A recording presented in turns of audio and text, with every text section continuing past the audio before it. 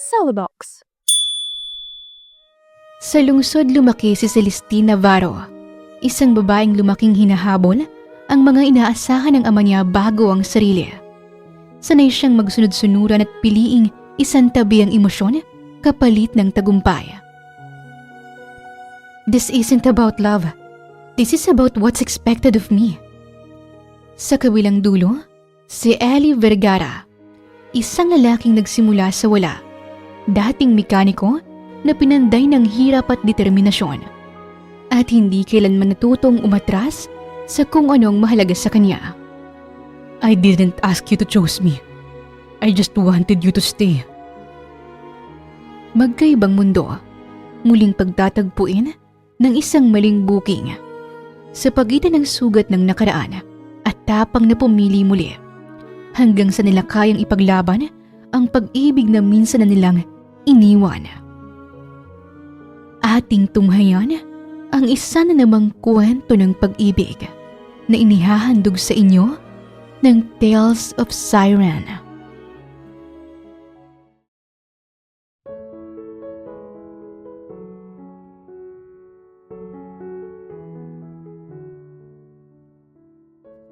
At syempre, narito rin ngayong gabi ang aking anak, ang future ng Navarro Group of Companies. Let's all welcome Celestine Navarro. Umalingaw-ngaw ang palakpakan. Tumunog ang mga baso, nagkislapan ang mga ilaw, at halos mabulag si Celestine sa mga flash ng kamera. Nakangiti siya pero hindi umaabot sa mata. Yung ngiti na pinag-aralan niya sa harap ng salamin. Isang masayang kasinungalingan. Suot niya ang silver gown na kumikinang, lalo kapag tumatamang spotlight. Maganda siya walang duda, pero sa ilalim ng makeup, may bahid ng pagod. Yung klase ng pagod na hindi kayang itago ng mamahaling lipstick. Umikot ang tingin niya sa paligid. Puro kilalang tao, mga negosyante at politiko. Lahat nakangiti sa kanya, pero alam niyang hindi sila nakatingin dahil interesado sila sa kanya. Tinitingnan lang nila kung ganun pa rin siya kaganda kahit ilang taon nang lumipas at kung totoo bang karapat-dapat siyang tagapagmana. Dumampi sa balikat niya ang kamay ng ama. Anak, say something. This is your night. Napilitan siyang tumayo. Hinawi niyang buhok. Hinawakan ng laylay ng gown at kinuha ang mikropono mula sa stage host. Good evening po. Thank you for coming tonight. It's such an honor to celebrate this milestone with everyone. I'm looking forward to... Sorry. Hindi pa siya tapos nang biglang bumaling ang ama sa crowd. Hawak din ang isa pang mikropono. You see, ladies and gentlemen. Natawa siya, yung tawang may halong kayabangan. My daughter here still has a lot to learn. She's beautiful, yes. Charismatic? Maybe. But business? That's something she's still too immature to handle. Parang may kumalabog sa dibdib ni Celestine. Napatingin siya sa ama. Pilit ang ngiti. Pero tila hindi niya maramdaman ang mga palad niyang malamig na sa kaba. She still thinks running a company is as simple as choosing a designer bag or picking a wine. But no, my dear guest. It takes real discipline. And I intend to teach her that because she's still weak, immature, and unfortunately, doesn't know anything about business. Tawa na ng sumunod. May ilan pang ang pumalakpak at tila humanga sa ama ni Celestine. Hindi nila alam na bawat tawa ay parang sugat na tinutusok sa kanya ng paulit-ulit. Gusto niyang sumigaw. Gusto niyang ipakita sa ama na kaya niya. Pero alam din niyang walang saysay iyon. Tahimik siyang bumaba sa entablado nang walang paalam. At sa bawat yapak niya, parang naririnig niya pa rin ang tawa ng ama na mas malakas pa sa tugtog ng orkestra at mas nakakabingi pa sa katahimikan ng hiya. Pagkababa ni Celestine sa entablado, dire-diretso lang siya palabas ng venue. Hindi siya tumigil kahit may humahabol na mga staff na hawak ang cellphone at clutch bag niya. Matalim ang mga mata niyang hinarap ang mga ito. Give me back my things and please, just leave me alone. Ma'am, gusto niyo pong ihanda ko na po yung kotse. Mainit ang ulo ni sir kanina. Baka ano? I-ground niya ako? Newsflash, Ira. 27 na ako, hindi 17. Baka po gusto niyong magpahinga muna. No, I'm not going home. I'm going somewhere I can actually breathe. Paglabas niya ng hotel ballroom, sumalubong sa kanyang hanging may halong amoy ng alak at sigarilyo mula sa veranda. Sakto namang may dumaan na waiter na may dalang alak. Kumuha siya roon at sinimutang laman ng baso. Cheers to being a disappointment, I guess. Sa huli, ay nagdesisyon siyang sumunod sa mga kaibigan niyang kasalukuyang nagsusunog ng baga sa poblasyon. Isang sikat na bar na palagi nilang tinatambayan. Mabigat na amoy ng alak at usok ang sumalubong sa kanya.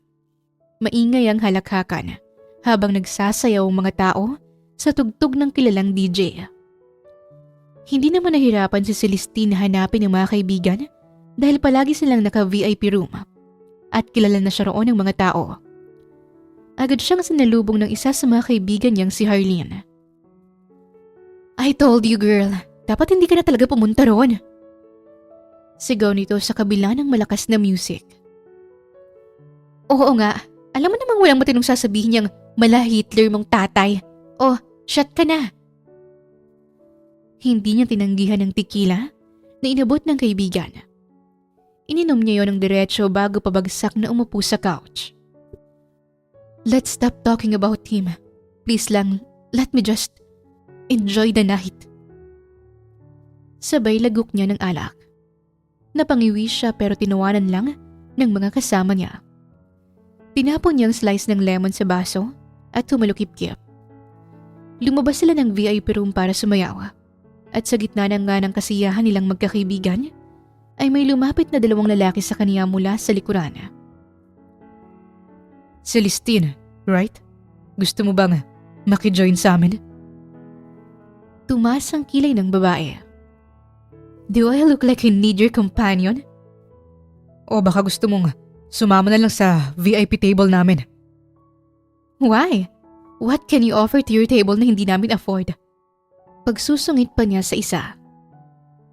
Ang yabang naman ito. Tara na nga, dude.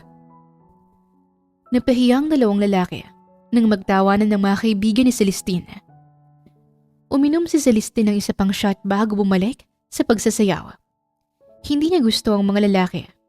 Hindi rin niya gusto ang alak.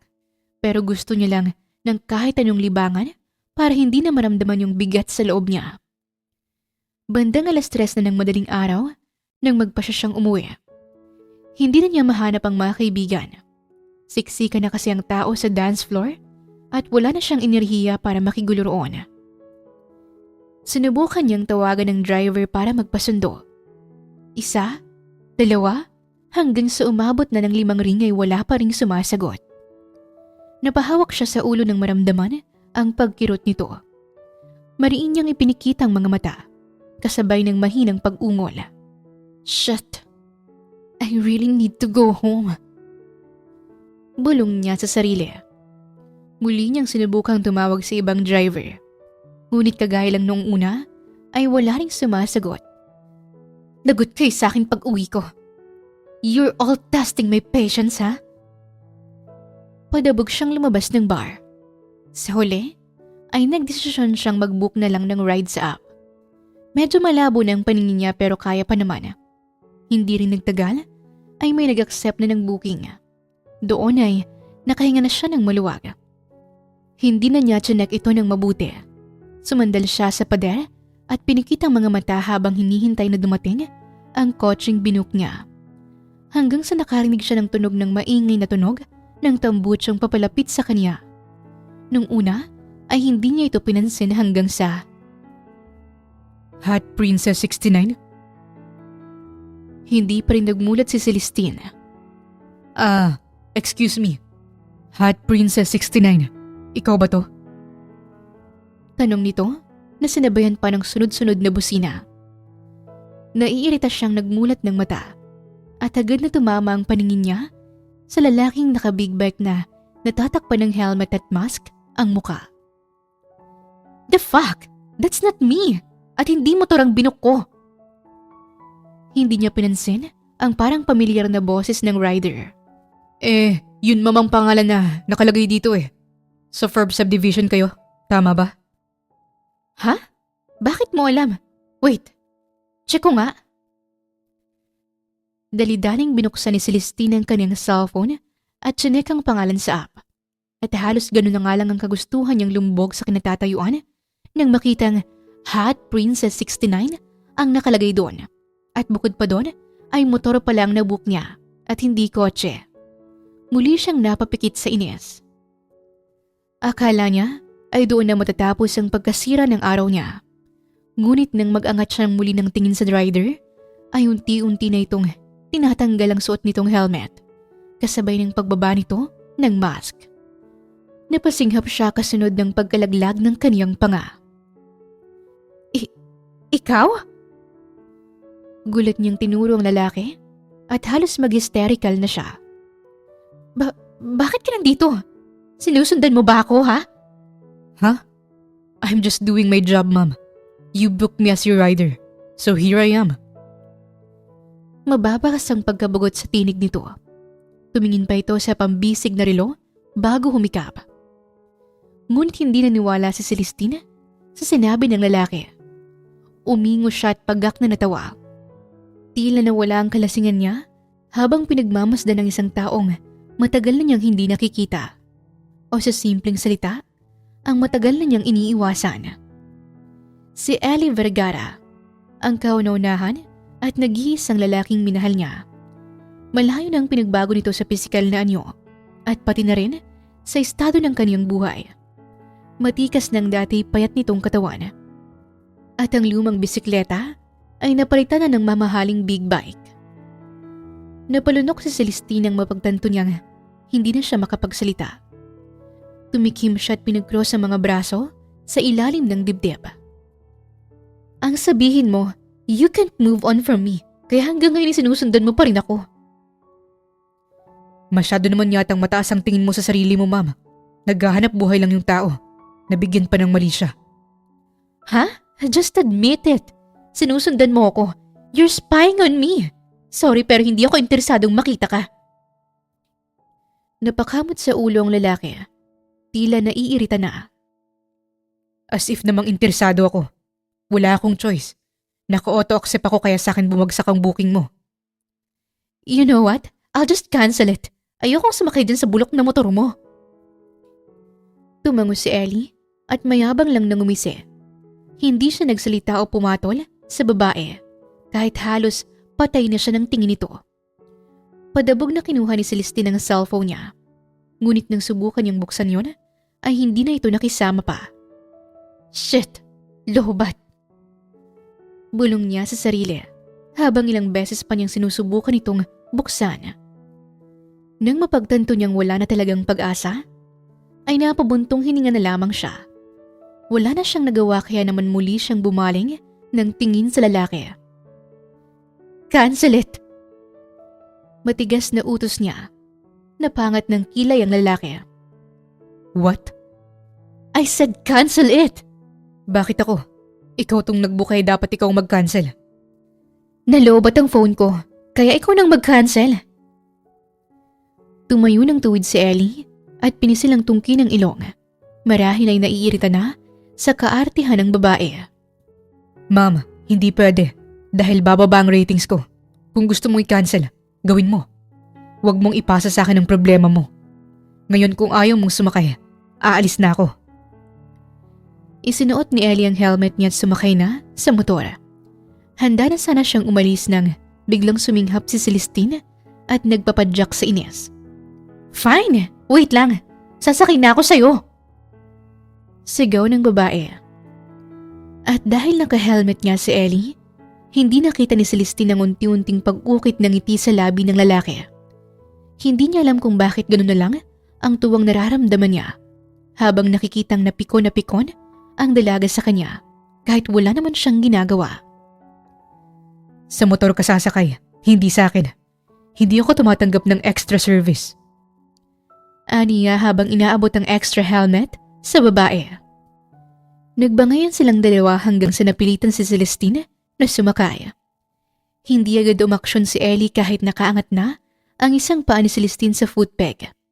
Para bang tinitesting niya kung gaano pa kahabang pasensya ng babae or kung meron pa bang natitira.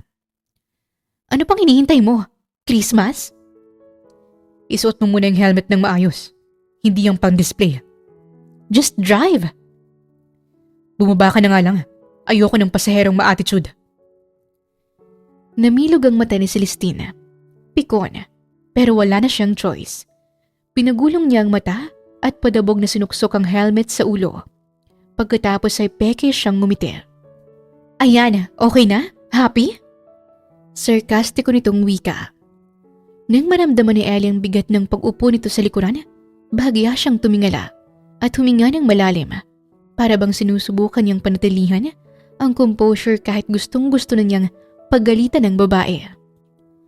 Hawak. Ha? Humawa ka sa akin kung ayaw mong mahulog. Hindi gumalaw si Celestina. Bakit ba ang dami mong alam? Can't you just drive? Bibilang ako. Don't you? 1. Napairap si Celestine at mabilis na hinawakan ang gilid ng jacket niya.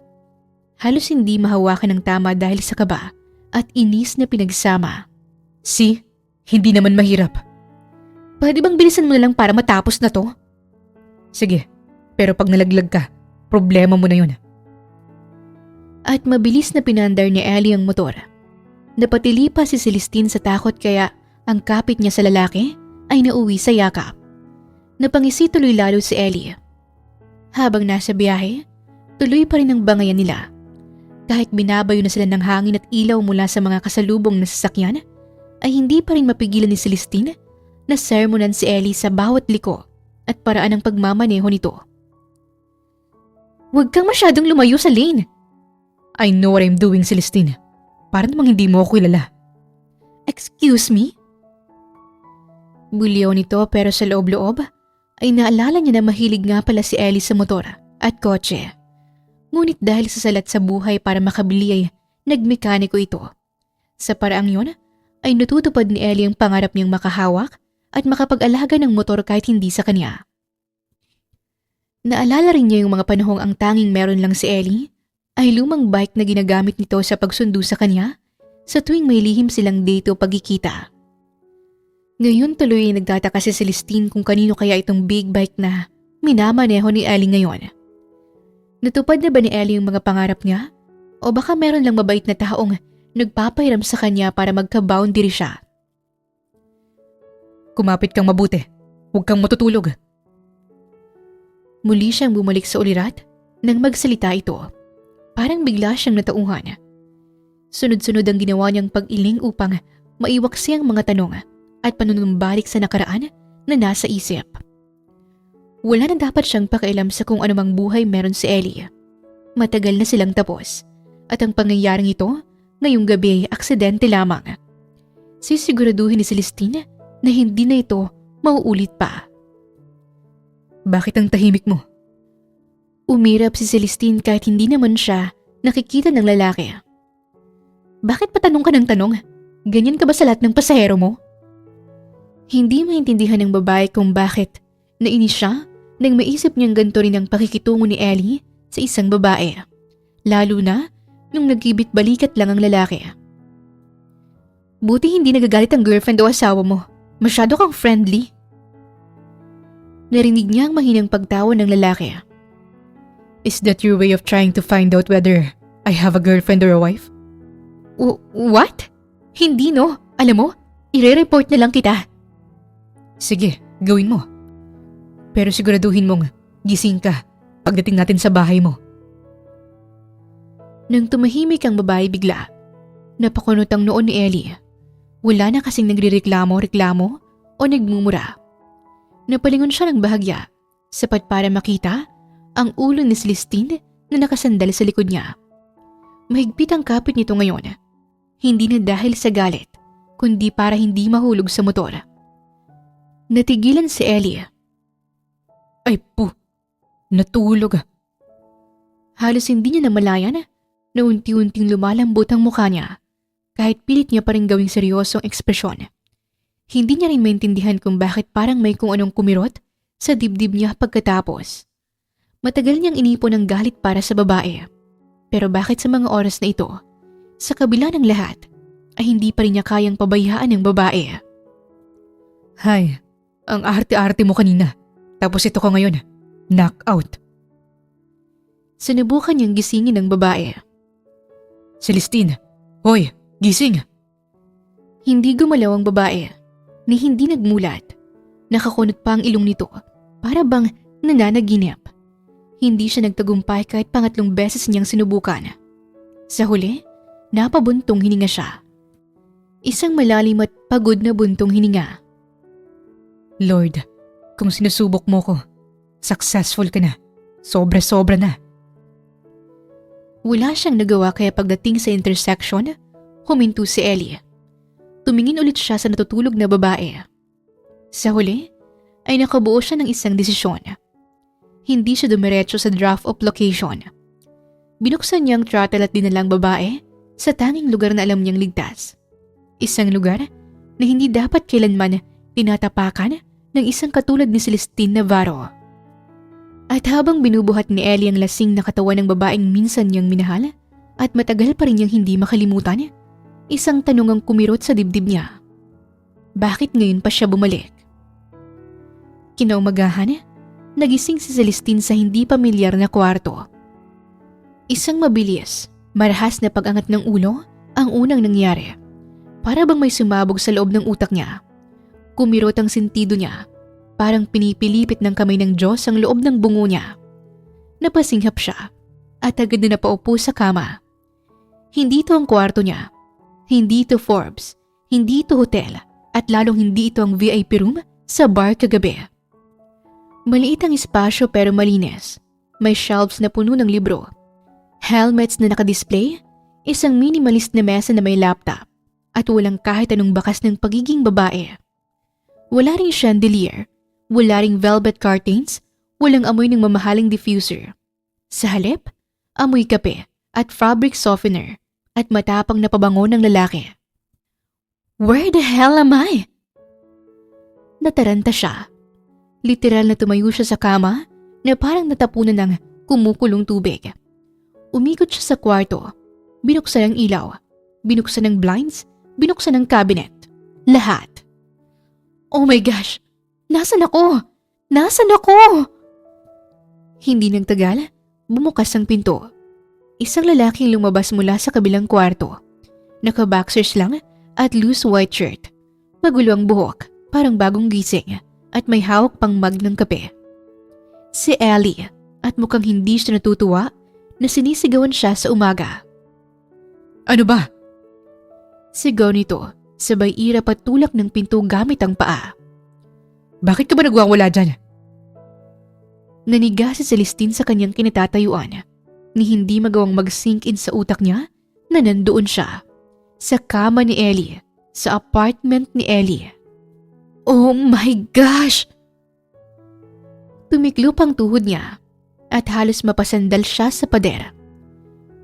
What am I doing here? What did you do to me, ha? Ellie, I swear, if you touch me... What the? Napairap ang lalaki. Halatang hindi natutuwa sa kaingay ng babae. Sanay si Ellie sa katahimikan ng apartment niya. Kaya sa mga oras na yon ay pakiramdam niyang nabulabog lahat ni Celestine ang mga espiritong tahimik na naninirahan sa bahay niya. Hoy, hindi kita ginagalaw. At kahit pa, akitin mo ko rito ng 1,000 beses. Hindi ako interesado. Bakit ako nandito? Bakit ako natutulog sa kama mo? Kasi nakatulog ka sa motor ko, Celestine. As in, knockout. Tulog ka na parang comatose. Pasalamat ka. Hindi kita binaba at iniwan sa kalsada. Mas gusto mo ba yon, ha? Come on, Ellie. Pwede mo naman akong gisingin. Halos mapasabunot na si Celestine sa kanyang buhok. Ginising kita. Hindi lang 1 o 2 beses. 5, Celestine. 5 beses. Pero alam mong sinagot mo sa akin? Ngumisi ang lalaki. Tutal, nasira na rin naman ang babaeng mapayapang araw niya. Aasarin na lang niya ito. 5 minutes, Ellie. Huwag kang aalis. Panggagaya niya sa boses ni Celestine. Oo, pati pangalan ko binabanggit mo. Namilog ang mga mata ni Celestine. Hindi makapaniwala sa sinabi ng lalaki. I did not! Yes, you did. Kung ayaw mong maniwala sa akin, problema mo na yun. May ilang segundo ng katahimikan. Hindi dahil na-touch si Celestine, kundi dahil hindi niya alam kung gusto niya bang sumigaw o lumusot na lang sa sahig sa sobrang kahihiyan. Pero syempre sa huli, ay ang pride niya pa rin ang nanalo. Still, hindi mo ko dapat dinala rito. You could have taken me home. Sa Forbes, nakatulog ka nga sa likod ko. Delikado. Anong gusto mo? Buhatin kita. Sabay katok sa gate nyo at sabihin sa mga guard, "Good evening. Ihatid ko lang po yung lasing na prinsesa." Gusto mo ganun? Stop calling me princess! Then what do you want me to call you? Hot Princess 69?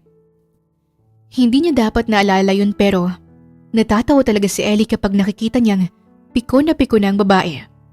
Sa kabilang banda naman ay halos sumabog na sa inis si Celestine at kung pwede nga lang magpalamon sa lupa ay ginawa na niya. Napahawak siya sa buhok niya, hindi malaman ang gagawin. You're impossible! Ikaw rin. Humigop siya ng kape at may bahid pa rin ang ngisi sa labi kahit seryoso. Mas imposible ka. Hindi rin nagtagal ay tuluyan ng kumalma si Celestine. Walang salitang lumabas ng kwarto si Ellie kaya nagkaroon ng babae ng pagkakataon para pasadahan ang tingin ng sarili sa malaki at mahabang salamin. Iba na ang damit na suot niya. Isang puting t-shirt na hanggang tuhod dahil sa laki at pajama. Ang makeup niya ay kalat na rin at ang buhok niya ay gulo-gulo pa. Palihim siyang natawa ng mapagtantong mukha na pala siyang ewan nang humarap kay Ellie. Pero sa hindi may paliwanag na dahilan ay wala siyang nakapanakatiting na hiya na para bang komportable siya kahit anumang itsura ang iharap niya sa lalaki. Sa bagay, dahil na rin siguro wala siyang pakialam kay Ellie. Tama, ganun nga yun. Wala naman akong pakialam sa sasabihin niya. Pangungumbinsin niya sa kanyang sarili. Ngumuso siya at nilibot ang paningin sa kabuuan ng kwarto. At ngayon lang niya napagtantong hindi ganito ang klase ng buhay ni Ellie nang iwan niya ito. Parang may nag-iba. Oo, hindi magarabo, pero hindi rin pang mahirap. May air purifier, may Dyson fan, may mamahaling sneakers na nakaayos, may branded na leather jacket, may minimalist artwork sa wall. Hindi yung generic prints na binibili sa mall at yung coffee machine sa kusina, limited edition pa. Hindi makapaniwala si Celestine at inilibot pa niya ang paningin sa lahat ng sulok sa pagbabaka sakaling mahanap niya yung luma at nag-iisang pares ng sapatos ni Ellie na binili pa sa palengke. Yung clip fan na sa sobrang tagal ay wala ng hangin at lumilipad pa ang mga hélice. Yung mga jacket na binili sa ukay at katol para hindi lamukin. Pero wala. Kahit isa'y wala. Parang ibang tao ang nakatira dito. Parang ibang Ellie. Narinig niyang pagbukas ng pinto. Hudyat sa muling pagpasok ni Ellie. Etong towel at ekstrang damit. Kung gusto mong maligo, nasa labas ng kwarto yung banyo. Magluluto na rin ako ng almusal. Kumain ka muna bago kita ihatid sa bahay mo. Mahabang litanya nito, pero hindi yon pinansin ni Celestine. Ellie, bakit parang mayaman ka? Hindi ako mayaman. Then bakit? Comfortable lang. Comfortable doesn't include a coffee machine worth 80,000 pesos. Hindi umimik si Ellie. And that's a Dyson fan. Tahimik pa rin si Ellie. And is that a Herman Miller chair sa desk mo? Pwede bang tumahimik ka muna? Gusto ko ng kapayapaan. No, you explain. Celestine. You're rich. Hindi. You are. Ayoko ng gulo sa umaga. Lalo na galing sa'yo. Imposibleng ma-afford to ng isang MC taxi rider. Posible. Kasi nagtatrabaho ako. As what? As sino? Sino ka na ba ngayon? Siguro may sugar mommy ka, no? May bahagyang tiklop ang labi ni Ellie. Nagsisimula ng pag-usbong ng inis dahil sa reaksyon ni Celestina na para bang minamaliit siya nito. Pagak siyang natawa nang mapagtantong hanggang ngayon pala'y wala pa ring bilib sa kaniyang babae. Wala ka nang pakialam. Bumulusok ang tensyon sa loob ng kwarto. Walang nagsasalita pero pareho silang humihinga ng mabilis. Puno ng inis, pagkalito at isang uri ng emosyon na hindi mawala-wala. At doon tumama ang katahimikan sa kanila. Malamig, mabigat, punong-puno ng mga tanong na hindi natapos noon. Ellie, anong dahilan? Bakit mo talaga ako dinala rito?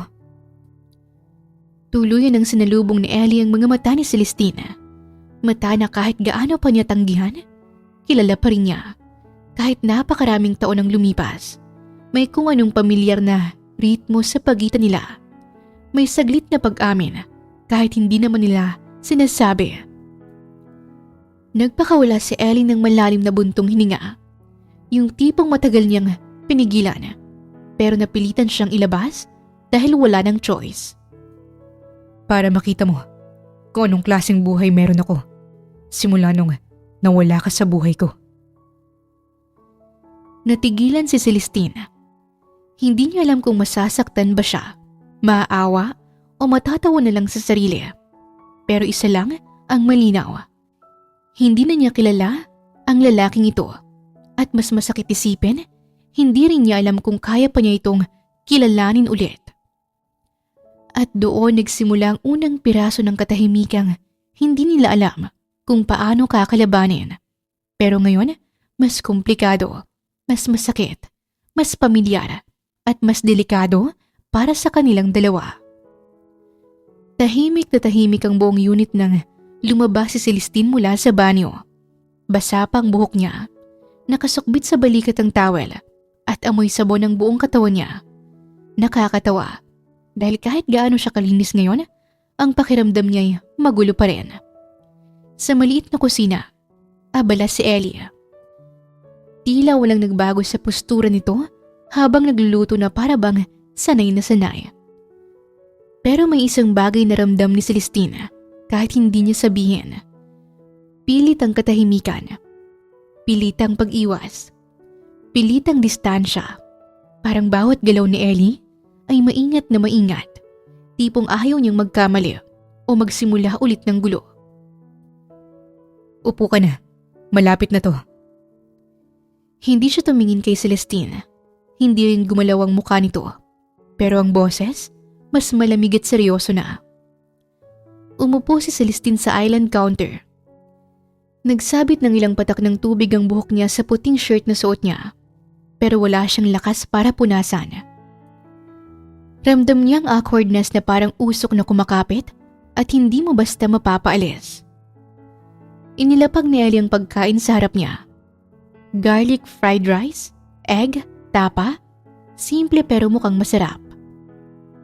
Kain. Napatingin si Celestine sa pagkain. Pagkatapos ay kay Ellie. Tumikim siya para basagin ang katahimikan. Hindi mo kailangan magluto ng ganito. Pwede namang tinapay lang. A simple thank you won't hurt. Supladong sagot nito. Naglagay siya ng plato sa harap niya. Nagbukas ng tubig at tahimik na umupo sa kabilang upuan, yung pinakamalayo. Umabot ng ilang segundo bago sila sabay na nagsandok ng kanin. Muling tumahimik si Celestine at sinubukang magbukas ng usapan para patayin ang masamang simoy ng hangin sa pagitan nilang dalawa.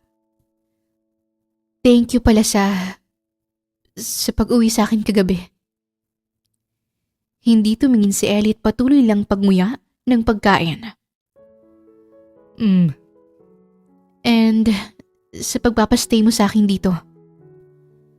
And sa food. Napakagat labi si Celestine. Buisit. Mas gugustuhin pa niya yung bangay nilang dalawa kaysa sa gantong nakakabinging katahimikan. Kumain sila ng hindi kinikibo ang isa't isa.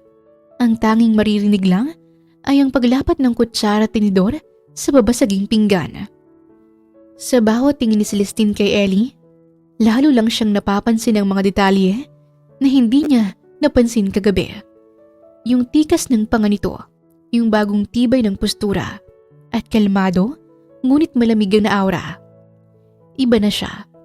Iba na talaga. At habang pinagmamasdan niya si Ellie, may kumurot sa dibdib niya. Akala ni Celestine ay wala na. Pero ngayong muli niyang nakaharap ang lalaki, ay parang siyang bumalik sa umpisa. Ellie. Napatingin ng lalaki sa kanya.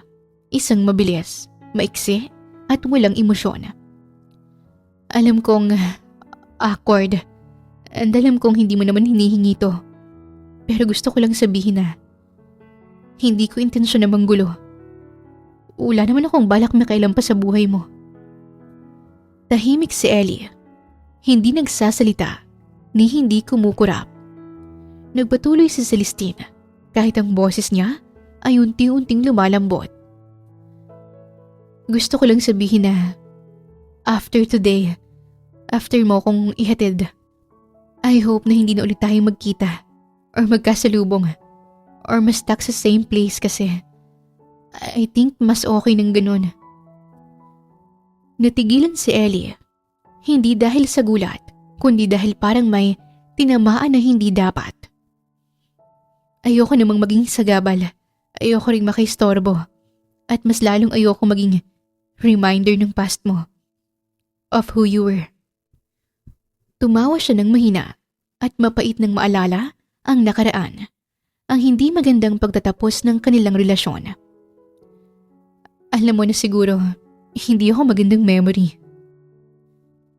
Napalunok siya ng marahas habang hinihintay na sumagot ang lalaki. Tila may kung anong salita siyang hinihintay. 3 segundo bago sumagot si Ellie. Nagkibit balikat ito. Kung yun ang gusto mo. Hindi galit, hindi malungkot, pero may bigat. At mas masakit yung bigat na yon kaysa sa kahit anong sigaw. Nagkatinginan sila. Isang iglap na parang humihila ng oras, pero agad ring napigtas. Tumayo si Ellie. Matatapos ka na bang kumain? Ihahatid na kita. Yeah. At doon niya napagtanto na ito pala ang totoong closure. Hindi yung drama, hindi iyakan. Ito ang nakakabinging katahimikan at ang ideyang hindi ka na bahagi ng mundo ng isang taong minsan mong minahal ng sobra. Habang kumakain si Celestine, tahimik niyang dinasal na sana hindi na nga ulit mag-cruise ang landas nila. Para sa kanya, para kay Ellie, at sa kung sino man sila ngayon. Pero sadyang may kakaibang drama yata ang tadhana para sa kanilang dalawa. Sa mga sumunod na araw ay bumalik si Celestine sa trabaho na parang walang nangyari. O kung magpapakatotoo man siya ay pilit niyang kinakalimutan yon. Habang naglalakad sa hallway ng kumpanya, ang heels niya ay naglilikha ng ingay sa tuwing tumatapak sa tiles. Nakasuot siya ng blazer na mas mahal pa sa sweldo ng ilan sa mga empleyado. At naka-poker face na kahit gaano ka kagaling manghula, hindi mo mahahalata. Nakakagaling lang niya sa isang nakakalokang kahihiyan, bangayan at pangyayari kasama ang isang Ellie. Pero sa loob niya, magulo, sobrang gulo. Dumiretso siya sa opisina ng kaniyang ama at pagbukas pa lang niya ng pinto ay agad nang lumamig ang sikmura niya. Sit. Umupo siya ng tuwid at walang buhay. Pinatawag mo raw ako. May bago kang project. You'll handle the Tagaytay site development. Ikaw ang makikipag-usap sa head engineers. Ikaw ang mag-lead. Try not to mess this up. Bumakas ang gulat sa mukha ni Celestine sa sinabi ng ama. Nabuhay ang kaniyang mga dugo dahil ito ang unang pagkakataon na makakahawak siya ng proyekto. I'll lead the project? Yes, at sana naman, this time, may ipakita ka na. Hindi yung puro kaartihan. Dad, I've been working here for years. Working? Yes. Excelling. I haven't seen it yet. This is your chance. Huwag kang sasablay. I can handle it. We'll see. Meeting with the engineering team this afternoon. Try to be on time. Huwag mong ipakita sa ibang tao na Na ano, Dad? na parang hindi mo pa rin kayang maging responsable sa sarili mong buhay. Natahimik si Celestina at napalunok ng marahas sa sinabi ng ama. Parang may kung anong tumusok sa dibdib niya pero pinilit niyang ipagsawalang bahala yon. I'll do my best. Pilit siyang ngumiti. Then stop talking. Start working. Hindi na nagulat si Celestina. Ang tono nito palagi parang kinasusuklaman ang mismong paghinga niya. Tumayo siya at nagpaalam sa ama. Ibinalik niya ang ngiti sa labi. Malamig, pulido, perpekto na itinuro sa kanya simula bata pa. Pagbalik niya sa lamesa niya, hindi agad siya nakapagtrabaho. Nakatulala lang siya sa mga plano at sketches na dapat i-review. Lumipat ang tingin niya sa laptop. Naghanap siya ng ibang gagawin o ibang iisipin. Pero ang kumawala mula sa utak niya, si Ellie. Nainis siya sa sarili at parang baliw na napapailing. Bakit ba siyang sumasagis sa isip niya? Binuksan niya ang browser at sinubukang hanapin ang pangalan ng lalaki. Ang daming Ellie sa mundo. Ano to? Where's Waldo? Bulong niya habang dinidikit ang noo sa mesa. Bumuntong hininga siya, tsaka tumayo. Kailangan niya ng hangin at ng paraan para ibalik ang sarili. Kailangan niyang mag-focus. Pero habang papunta siya sa elevator, ang isang tanong bumabalik-balik sa kanya. Bakit hindi ka mahagilap sa kahit saan? Sa parking area, naghihintay ang driver niya, pero tumigil siya sa harap nito. Hawak ang phone at hindi pa rin sumasakay. Sinubukan niyang mag-book ng ride kahit hindi naman kailangan. Hindi ko maasa. Hindi talaga. Just checking lang. Pero habang umiikot ang loading icon, kumakabog ang dibdib niya ng malakas. Binasa niyang nakalagay sa app. Searching for a driver. No driver was found. Nag-refresh at nag-book ulit ngunit wala pa rin. Hanggang sa tumunog muli ang phone niya at lumabas ang silver sedan found. Hindi yun. Cancel. Ma'am, okay lang po kayo? Bumuga ng hangin si Celestine at padabog na sumakay ng sasakyan. Let's go home.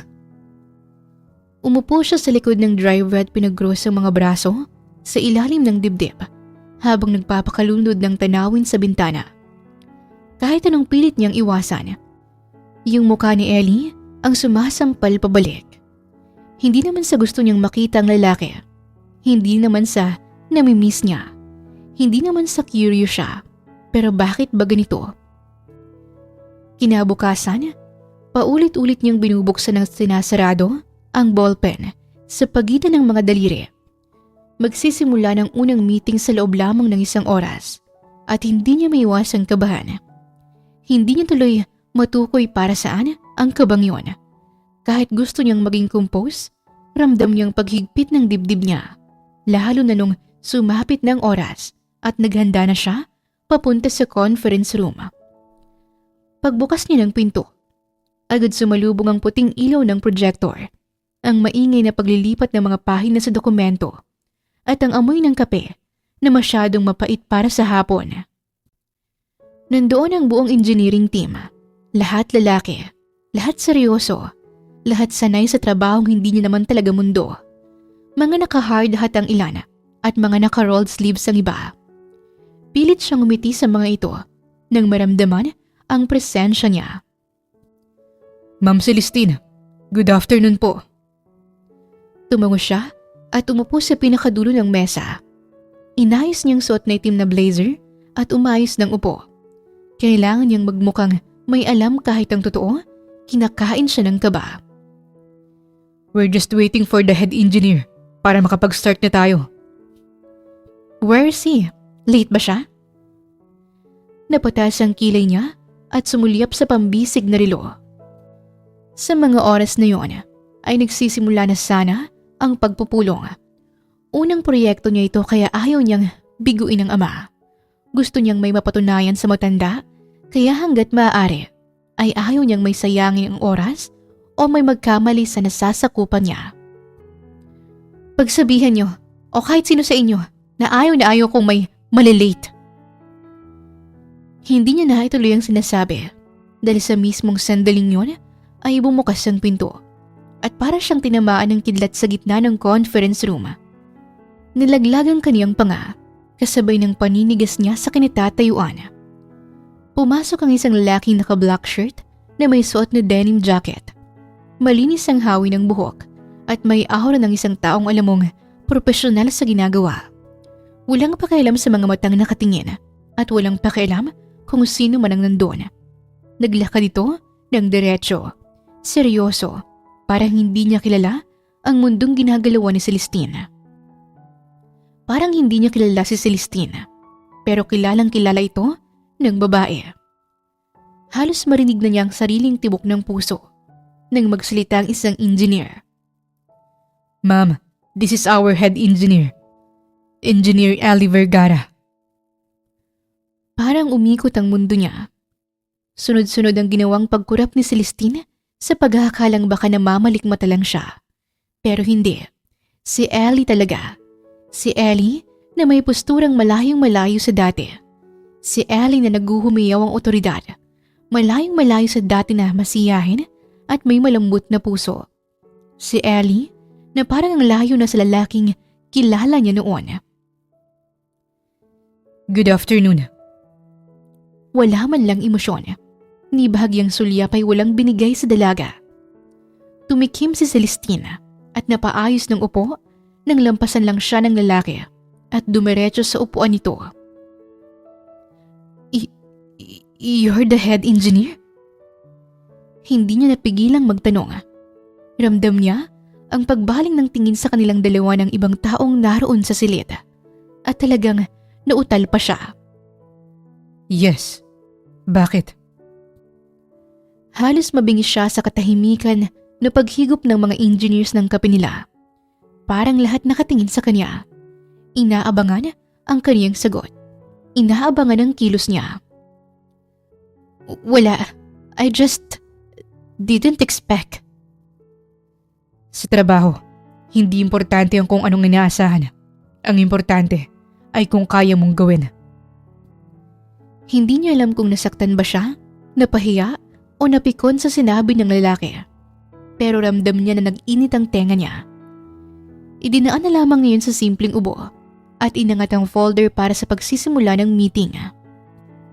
Pero sa bawat diagram na pina-flash sa projector, sa bawat technical term na hindi niya alam kung paano uulitin, sa bawat sulyap niya sa gawin ni Ellie na abala sa pagpapaliwanag, ramdam niyang may humihigpit. May kumikirot, may gumugulo sa kanyang sistema. At para bang siya na mismo ang kalaban ng sarili niya. Habang nagpapatuloy ang diskusyon tungkol sa soil testing at structural recalculations, naririnig niya ang boses ni Ellie. Klaro, diretso, at walang pag-aalinlangan na para bang gamay na nito ang gantong klase ng trabaho. Hindi na ito takot makipag-usap at sumagot sa mga tanong. Hindi na ito yung lalaking puro 3-in-1 ang kape. Hindi na ito yung Ellie na iniwan niya. Next month, pwede na tayong mag-start sa groundwork. Pero kailangan muna natin ng approval ng magiging project lead. Sabay-sabay silang tumingin sa babae. Para siyang nabingi. Yes, of course. I'll review everything. Good. Gusto kong malinaw ang lahat bago tayo humakbang. Kaya asahan namin ang mga desisyon mo. Wika nito habang nakatitig sa mga mata niya. May diin sa huling salita. Parang may ibang ibig sabihin. Parang may tinutumbok. Natapos ang meeting, pero hindi natapos ang pagkabagabag niya. Paglabas niya sa conference room, nakahawak siya sa folder ngunit nanginginig ang daliri niya. Hindi dahil sa project, hindi dahil sa pressure, kundi dahil sa kanya. Dahil kay Ellie. Dahil sa katotohanang hindi niya alam na ganito na pala ang buhay nito. At mas hindi niya alam na magkikita ulit sila sa ganitong paraan. Habang naglalakad siya pabalik sa office, tinakpan niya ang dibdib niya gamit ang folder. Lord, bakit siya? Pagbalik na si Celestine sa opisina ay hindi na niya alam kung paano huminga ng normal. Naiwan siyang nakatingin sa kawalan habang nakasandal sa swivel chair. Kung titingnan man ng ibang tao ay parang wala lang itong nararamdaman. Pero sa loob-loob niya ay parang literal na nagka-system error. Hindi nagtagal ay diretsong pumasok si Pat sa opisina. Dahil naiwan pa lang nitong nakabukas ang pinto. Hoy, ano bang nangyayari? Tulala ka dyan. Tinatawag kita nung dumaan ka pero hindi mo ako pinansin. Hindi kumibo si Celestine. Okay, that's weird. Spill it! Kasunod nito, ang paglabas ni Harleen mula sa pantry. May dalang 2 tasa ng kape. Tamang-tama ang dating ko. May narinig akong spill. Anong chismis? Holy shit! Anong nangyari sa mukha mo, girl? Kunot noong napalingon si Celestine sa kaibigan. Ano bang meron sa mukha ko? Parang kinain ka ng lupa tapos isinuka ka pabalik. Nakapamewang si Celestine at pinagtaasan ng kilay si Harleen. What? I look fine. Girl, no. I swear, you should spill the tea now kasi matatapos na ang break namin. Huminga ng malalim si Celestine. Ilang segundo siyang tahimik. Walang kibo o walang galaw. Tila maging siya ay naguguluhan sa pakikipaglaro sa kanilang tadhana hanggang sa... Okay, fine. I saw him. After what? 3 years? 4 years? I saw him again. Eksaheradang napasinghap si Pat at Harleen sa pinaghalong gulat at excitement sa sinabi ng babae. Wait, you mean... Him? Him? As in, your first love and one and only ex? Bigla tuloy nagsisi si Celestine na sinabi pa niya sa dalawa dahil mukhang lalo lang dadami ang tanong ng mga ito. Pagod siyang sumandal sa upuan at tumango. Dahan-dahan, mabigat. At doon nga'y tuluyan ng sumabog ang dalawa. That explains your weird energy for today. Pero paano? Saan? Kailan? Anong ginawa niya? Anong ginawa mo? Nag-away ba kayo? Sinigawan ka ba niya? Did you cry? Girl, stop. Ang dami niyong tanong. Can you at least do it one at a time? Pero hindi sila tumigil. Saan mo siya nakita? Sa meeting. Sa anong meeting? Tagaytay Project. He was there. Napatakip ng bibig si Harleen habang si Pat naman ay unti-unting dumadaos-dos pa upo sa gilid ng mesa.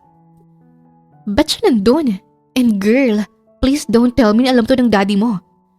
Kasi kung alam niya na nasa isang lugar kayo ulit, baka bawiin sa iyong project.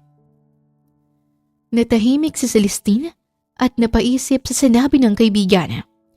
Nakaramdam siya ng takot at kaba dahil tama ang sinabi ni Pat.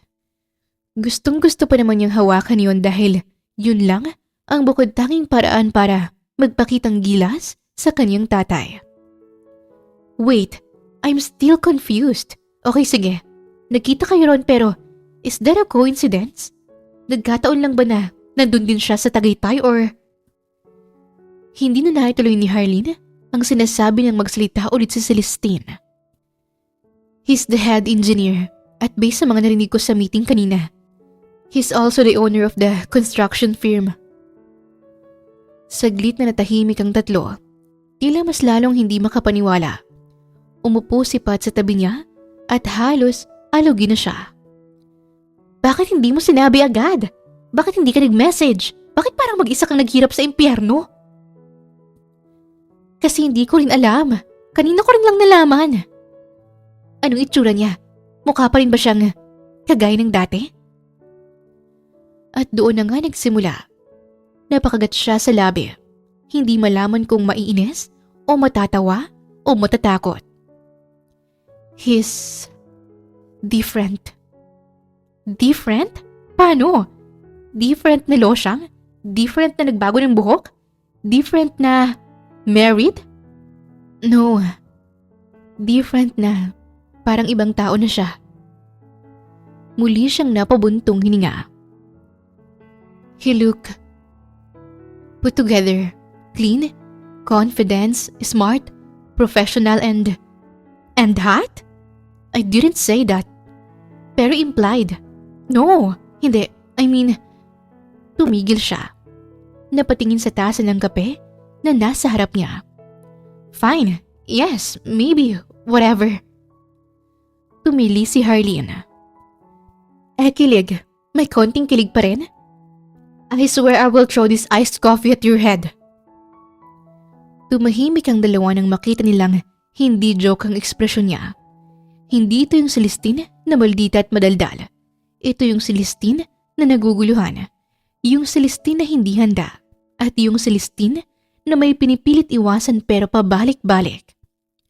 Okay, real talk. You okay? Namilog ang mga mata niya, tapos ay unti-unting lumungkot. I don't know. Natataranta ka? Yes. Nagulat ka? Yes. Na-curious ka ulit? Hindi agad siya sumagot, pero umiyak ang puso niya sa loob. Hindi ko alam. Nagtagpo ang tingin ng dalawang kaibigan niya. Girl, that means yes. Sumubsob si Celestine sa mesa. Humawak sa ulo na parang may masakit na hindi niya mapaliwanag. Why did he have to be there? Bakit siya pa? At bakit ganyan siya ngayon? Maybe nag-grow.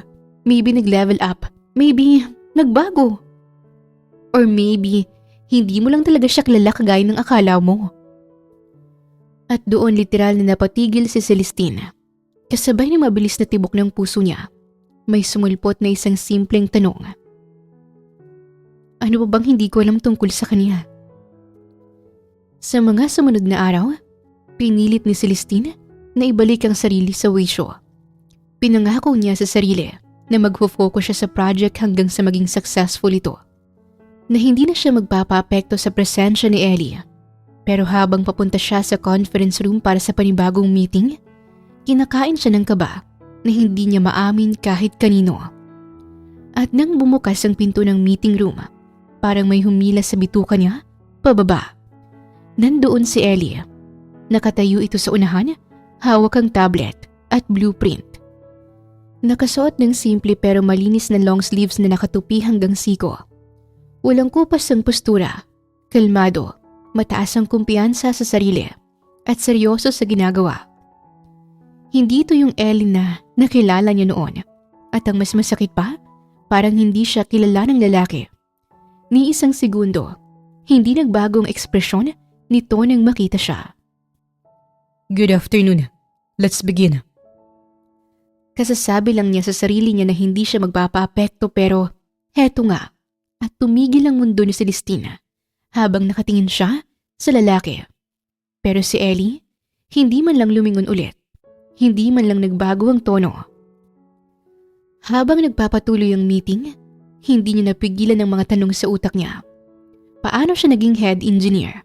Paano siya naging CEO ng sariling construction firm na pinagtatrabahuhan niya? At rider din siya. Paano nangyari yon?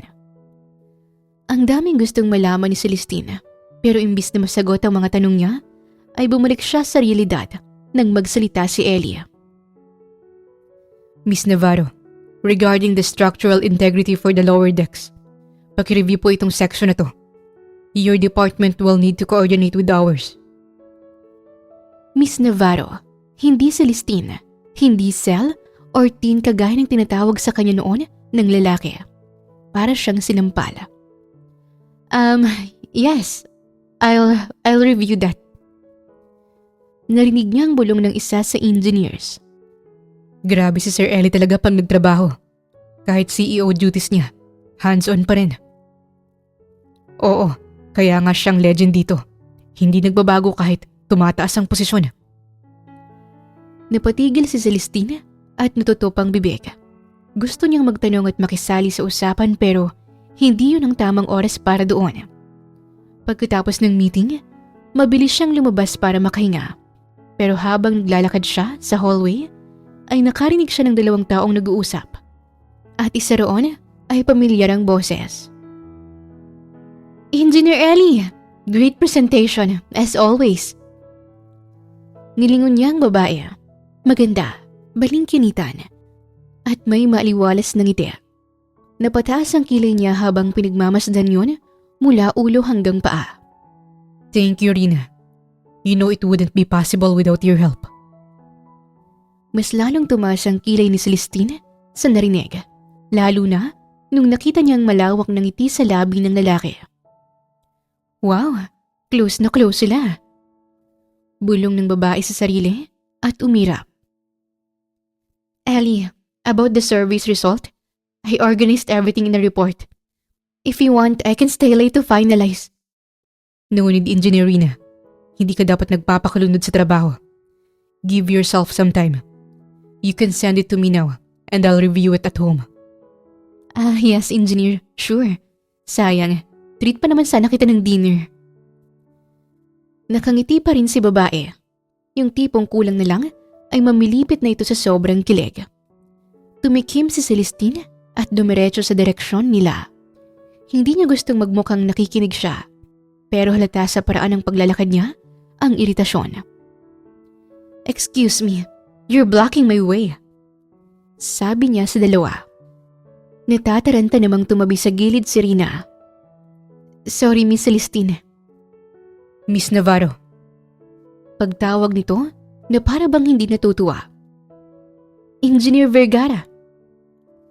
Nagliwanag ang mata ni Rina at tila nagulat. Miss Navarro, you know Sir Ellie? Nagkatinginan si Ellie at Celestine. Binalot sila ng ilang segundong katahimikang punong-puno ng kasaysayan. We've met. Napanganga si Celestine sa sagot ng lalaki. Hindi yun ang ini-expect niyang gustong marinig na sagot. Nagpaalam si Ellie kay Rina at nagpatuloy na siya sa paglalakad. Nilampasan lang siya ng lalaki na para bang isa siyang multo at hindi nakikita. Pero si Celestine nakasabit sa hangin ang panga niya sa sobrang inis. Sa mga sumunod na linggo, lalong naging komplikado ang araw-araw ni Celestine. Akala niya nung una, masasanay siya sa presensya ni Ellie. Pero habang lumilipas ang mga araw, mas lalo lang siyang hindi makabawi ng hinga. Parang may hinahabol siyang hindi niya alam kung bakit o sino. At kung may isang bagay siyang hindi inaasahan, yun ay kung paanong unti-unting nagiging bahagi ng routine niya ang bawat sulyap, bawat tahimik ng ngiti, at bawat banat ng lalaki. Nagsimula ang lahat sa umagang yon. Pagpasok pa lang niya sa site office, nandoon na naman si Rina. Nakangiti. Halos kumikislap ang mata habang inaabot ang iced coffee sa mesa ni Ellie. Kahit kailan, parang hindi nauubusan ng energy ang babae. Engineer Ellie, itulit yung usual niyo. Thanks, Rina. Hindi maiwasan ni Celestine na mapataas ang kilay. Hindi dahil sa kape, hindi dahil kay Rina, pero dahil sa paraan ng ngiti ni Ellie. Hindi malaki, hindi halata pero nandoon. Yung tipong ayaw mong makita pero nakikita mo pa rin. Rina, hindi ba't engineer ka? Opo, Miss Celestine. Ngumiti siya na parang pilit. I didn't know na personal barista ka na rin pala ni Engineer Vergara. Napalingon si Ellie sa kanya at ayun na naman, yung pigil ng ngiti, yung mukhang natutuwa pero hindi niya kayang ipakita ng harap-harapan. Ikaw po, Miss Navarro, coffee rin? I can get one for you. No, thanks. Tahimik ang sumunod na segundo, pero ramdam niyang nakatingin si Ellie sa kanya. Tumingin siya pabalik, sakto, at nahuli niyang lalaki na nakangiti na parang baliw. Agad namang nag-ayos ng mukha si Ellie. Biglang naging seryoso na parang walang nangyari. Kung hindi lang siya may pinangahawakan pang pride, baka natawa na siya. Nang sumapit naman ang lunch break, magkakasamang naglakad ang buong team para kumain sa karinderyang malapit sa site. Nasa unahan si Ellie at nakasunod naman dito si Rina. Ang pinakahuli ay si Celestina, hindi na yata maipinta ang muka. "Engineer, where are we eating? And I swear, kung karinderya na naman." Naputol ang pagsasalita niya nang lingunin siya ni Ellie at nagsalita. Karinderya nga. Very luxurious. Inirapan siya ng lalaki. Agad namang sumali sa usapan si Rina na lalong ikinainis ni Celestine. "Ganito talaga kami ni Engineer Ellie, Miss Celestine. Hindi kami magastos at saka mas na-appreciate ni Engineer yung hindi maarte sa pagkain." Anito na para bang nagpapahaging. Napahinto si Celestine. Hindi dahil tama ang sinabi ni Rina, pero dahil mali ang tono. "So, anong gusto mong iparating?" Pagsusungit niya sa babae. Unti-unting nawala ang isi sa labi ni Rina at napalitan ng pagkapahiya. Maging si Ellie at iba pa, nilang katimay na tigilan din. Tumikim si Ellie at tinignan ng masama si Celestine na para bang sinasaway niya ito. "What? Nagtatanong lang ako." Umiling si Ellie. Hinarap niya si Rina at inakbayan. Para namang namilipit sa kilig ang babae. Hayaan mo na, Engineer Rina. Iba kasi ang buhay na nakalakihan ni Miss Celestina kesa sa atin. Kaya marahil ay nag-a-adjust pa siya sa pakikisama sa atin. Tumalim ang tingin ni Celestine sa dalawa. Gusto niya sanang magsalita pa pero pinigilan niya ang sarili. Siya na nga itong pinahiya ng Rina na yon, pero para bang siya pang may kasalanan.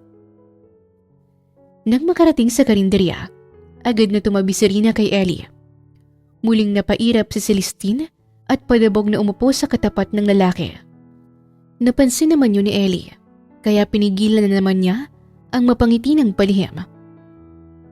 "Bakit ba ngiti ka ng ngiti?" Napipikon na tanong nito sa lalaki.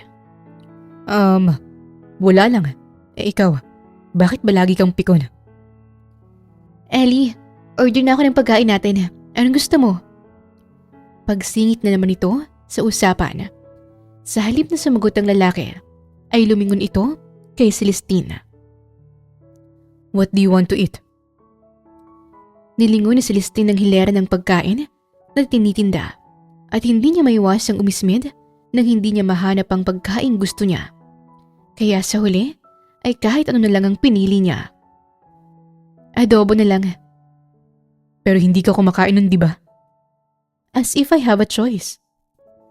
Bumuntong hininga si Ellie at sinabi kay Rina ang order.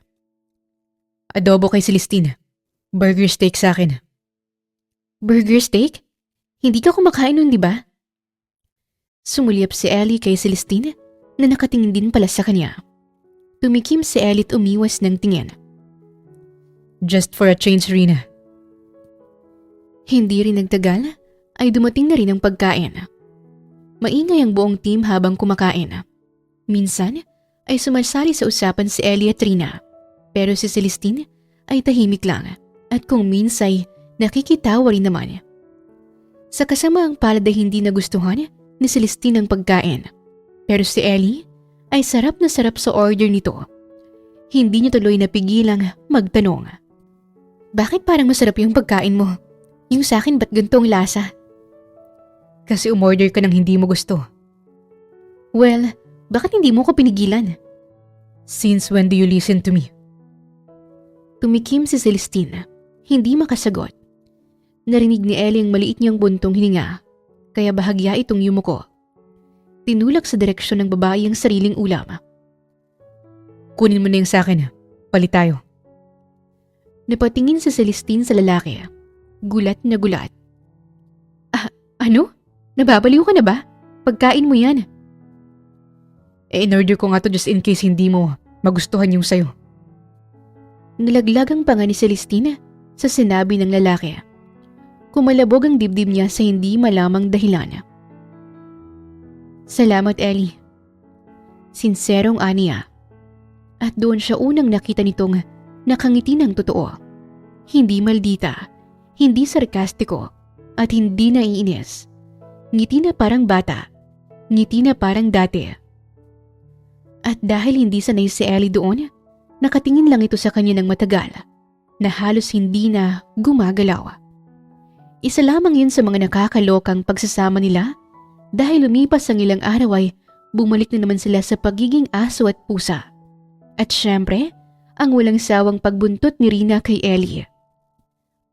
Engineer, wala ka bang balak na mag-offer na ihatid ako? Kahit once a month man lang, promo. Pauwi na ang lahat. Umalis ng iba. Si Celestine at Ellie na lang ang natira malapit sa motor nito. I thought may driver ka. Sagot nito habang inaayos ang helmet. And I thought gentleman ka. Pinag-cross niya ang mga braso sa ilalim ng dibdib. Nope. I know, nakalimutan ko nga pala. Sasagot pa sana si Ellie nang sabay nilang narinig ang pagtawag ni Rina na papalapit sa kanilang direksyon. Engineer, buti na lang naabutan pa kita. Sabay na tayo? Tumingin si Ellie kay Rina, tapos kay Celestine. Ayaw mang amin ng babae pero gusto niyang marinig na tanggihan ni Ellie ang alok ni Rina. Pero ganun na lamang ang panunumbalik ng inis niya nang marinig ang sinabi ng lalaki sa kanya. Wait for your driver properly. It's dangerous here alone. At saka siya tumango ng magaan kay Celestine. Tumingin sa Rina kay Celestine. Nakaismid ito na parang nanalo sa laban na hindi naman sinimula ni Celestine. Pumwesto si Ellie sa gilid ni Rina para ibigay ang extra helmet at umangkas naman si Rina na parang sanay na sanay.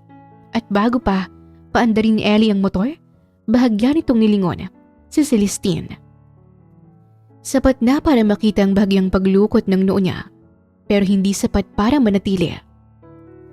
Umusad ang motor at iniwan siyang mag-isa. Hawak ang phone.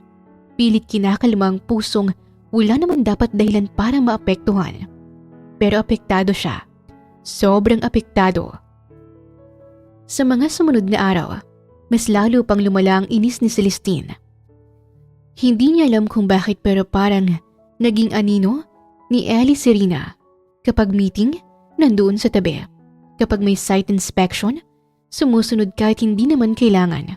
Kapag lunch, palaging nakikipag-unahang umupo sa kanan ni Ellie.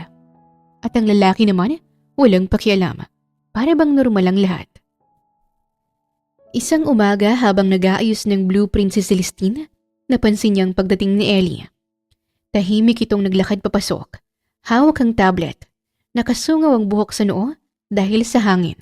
At gaya ng dati, naka-rolled up sleeves. Nakaayos at mukhang hindi nauubusan ng pasensya. Ang kasunod nito ay si Rina. May hawak na maliit na paper bag.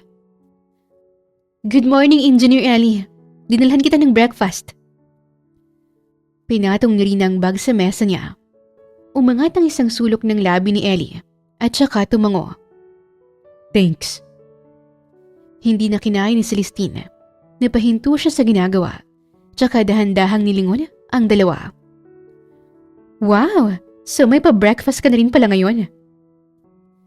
Taas noong lumingon si Rina sa direksyon niya at ngumiti. Yung tipo ng ngiti na para bang may nais iparating. Hindi naman po madalas, minsan lang. Para mas may energy si Engineer Ellie. Napangisi si Celestine nang walang halong saya. I'm sure he has a plenty of that. Hindi mo na kailangang dagdagan. Napatingin si Ellie sa kanya na para bang nagbabantang wag nang mag-umpisa. Pero nahuli na siya. Nagsimula ng araw niya na may inis sa sikmura. Hindi pa doon natapos. Habang nakikipag-usap si Ellie sa team tungkol sa ilang pagbabago, napansin ni Celestine kung gaano ito kaseryoso. Wala itong kalamalam na pinapanood niya ito mula sa kabilang mesa. Kung tutuusin, nakakapiko ng pagiging professional nito. Parang hindi siya kilala. Parang hindi sila nag-aaway gabi-gabi sa utak ni Celestine. At ang mas masama, hindi siya pinapansin maliban kung may kailangan.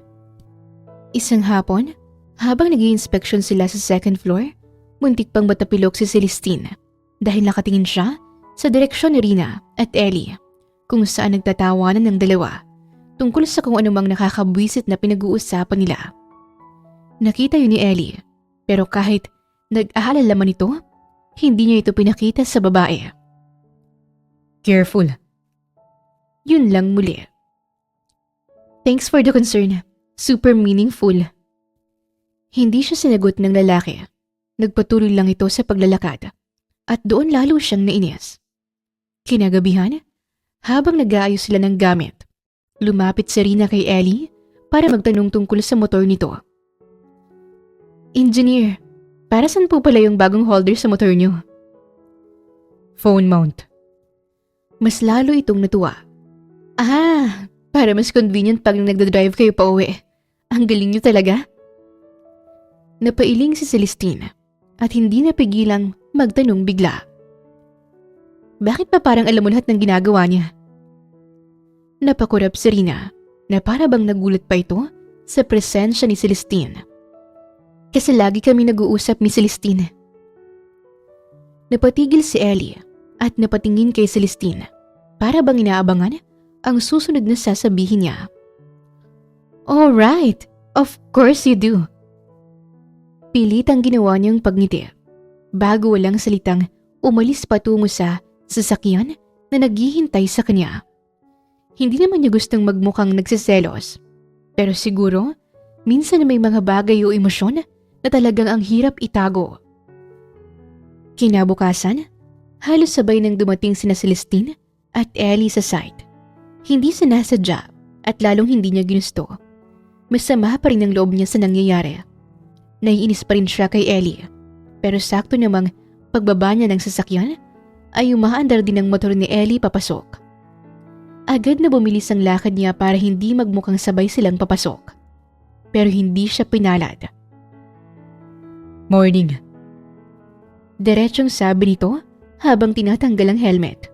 Walang ngiti, walang emosyon, parang weather update lang. Yeah, morning. Hindi niya alam kung bakit pero parang habang naglalakad sila papasok, ramdam niyang nakasunod ang tingin ni Ellie sa kanya. Hindi niya ito tinitingnan, pero ramdam niya yun. Yung tipong parang may sinusuri, parang nilalaro sa isip kung sasabunin ba siya o tatawanan. Pagdating nila sa loob, nandoon na naman si Rina. Mas maaga pa.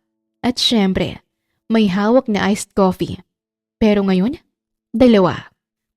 Engineer, good morning. I bought your usual. And an extra, in case gusto mo rin, Miss Celestine. Hindi na alam ni Celestine kung insulto ba yun o pa-cute. Pero ngumiti siya ng konti, yung tipong hindi umaabot sa mata. Wow, dalawa na ngayon. Umismid si Rina pero hindi nagpahalata. Inabot nito ang iced coffee kay Ellie, na tahimik lang na tinanggap yun. Thanks again. Ang hindi naasahan ni Celestine, tinanggap din niyang sa kanya. Pero hindi dahil kay Rina. Pero dahil nakita niyang tiningnan siya ni Ellie sandali. Hindi niya alam kung imahinasyon niya lang, pero parang doon sa maliit na tingin ni Ellie. May halong, kunin mo na, huwag ka nang makipagsagutan. Kaya tinanggap niya. Hindi niya rin alam kung bakit. At doon nagsimulang mas kakaibang araw.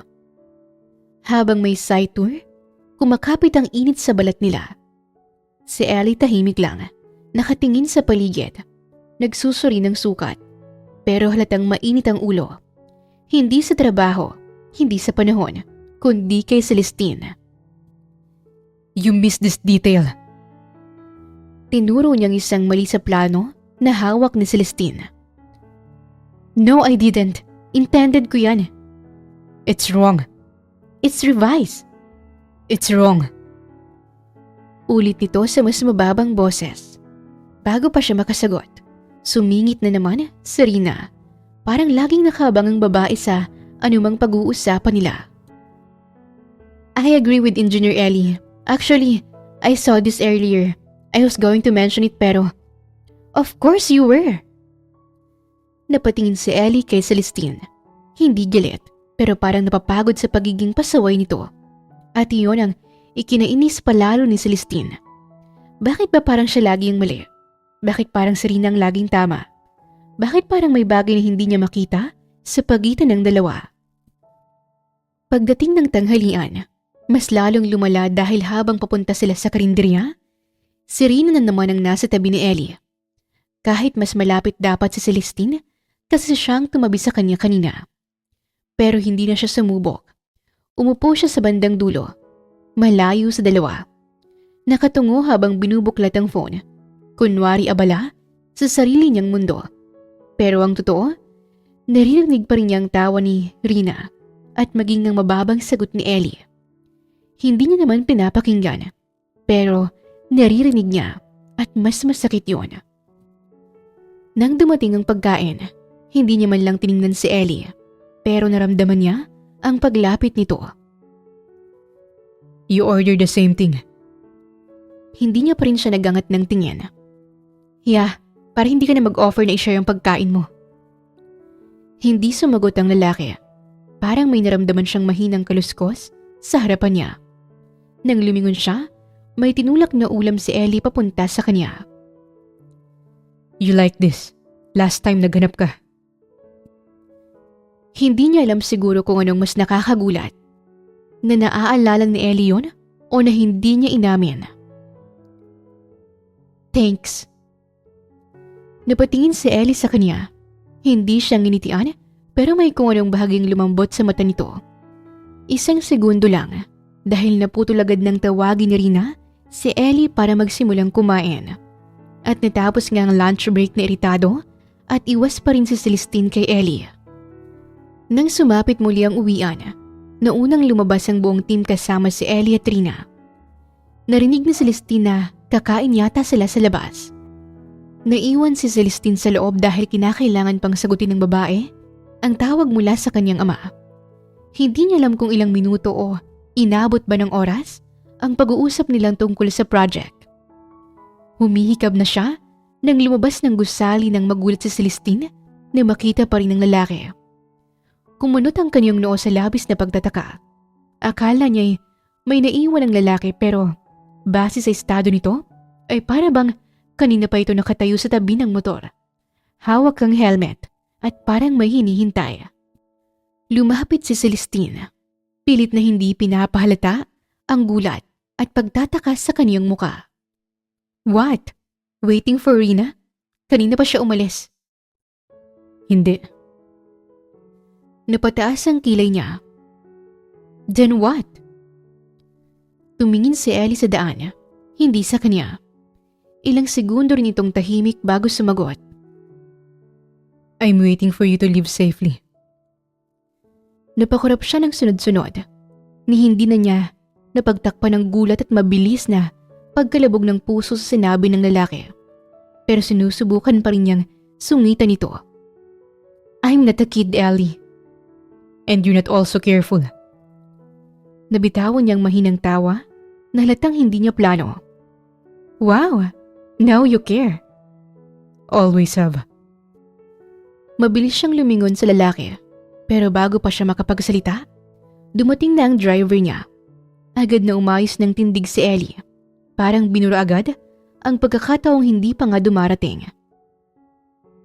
Ingat. Pagkasabi niya noon, umandar na ang motor niya paalis. Iniwan si Celestine na hindi makagalaw, hindi makahinga, hindi makapaniwala dahil sa unang pagkakataon.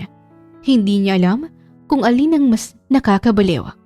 Ang inis niya kay Ellie o ang paraan ng pag-aalala nito nang hindi umaamin.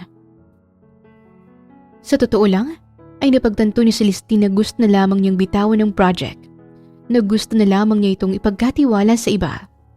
Oo, matagal niyang hinintay na pagkatiwalaan siya ng kaniyang ama. Pero naniniwala siyang hanggat maaga pa, ay kailangan na niyang iwasang muli si Ellie. Dahil kagaya pa rin ng dati, ang pananaw ni Celestine ay hindi pa rin sila nakakabuti para sa isa't isa. Ngunit tila ba nananadya talaga ang tadhana. Dahil nang lumipas ang araw, naging matahimik ang site dahil sa hindi pagpasok ni Rina. Wala ang maingay na good morning, Engineer Ellie. Wala rin ang tasa ng kape na lagi nitong bitbit. Parang naging mas maluwag ang hangin Pero mas ramdam ni Celestine ang presensya ni Ellie. O baka mas ramdam lang niya dahil wala ng ibang nakaaligid dito. Pero ang hindi niya in-expect ay kung paano mag-iiba ang araw niya nang wala si Rina. Pagpasok niya sa meeting room, naroon si Ellie mag-isa. Nakatayo ito sa harap ng blueprint. Ang mga kamay inasa bulsa habang abala sa pagbabasa. Walang katabing babae. Walang ngiti para kay Rina. Walang ex-deal na kape. At sa kauna-unahang pagkakataon, tumingin si Ellie sa kanya. Diretso at walang epal. Good morning. Napatigil siya. Halos mabasag ang mukha niya sa gulat dahil ilang araw na nitong iniiwasang tawagin siya ng kahit anong may emosyon. Morning.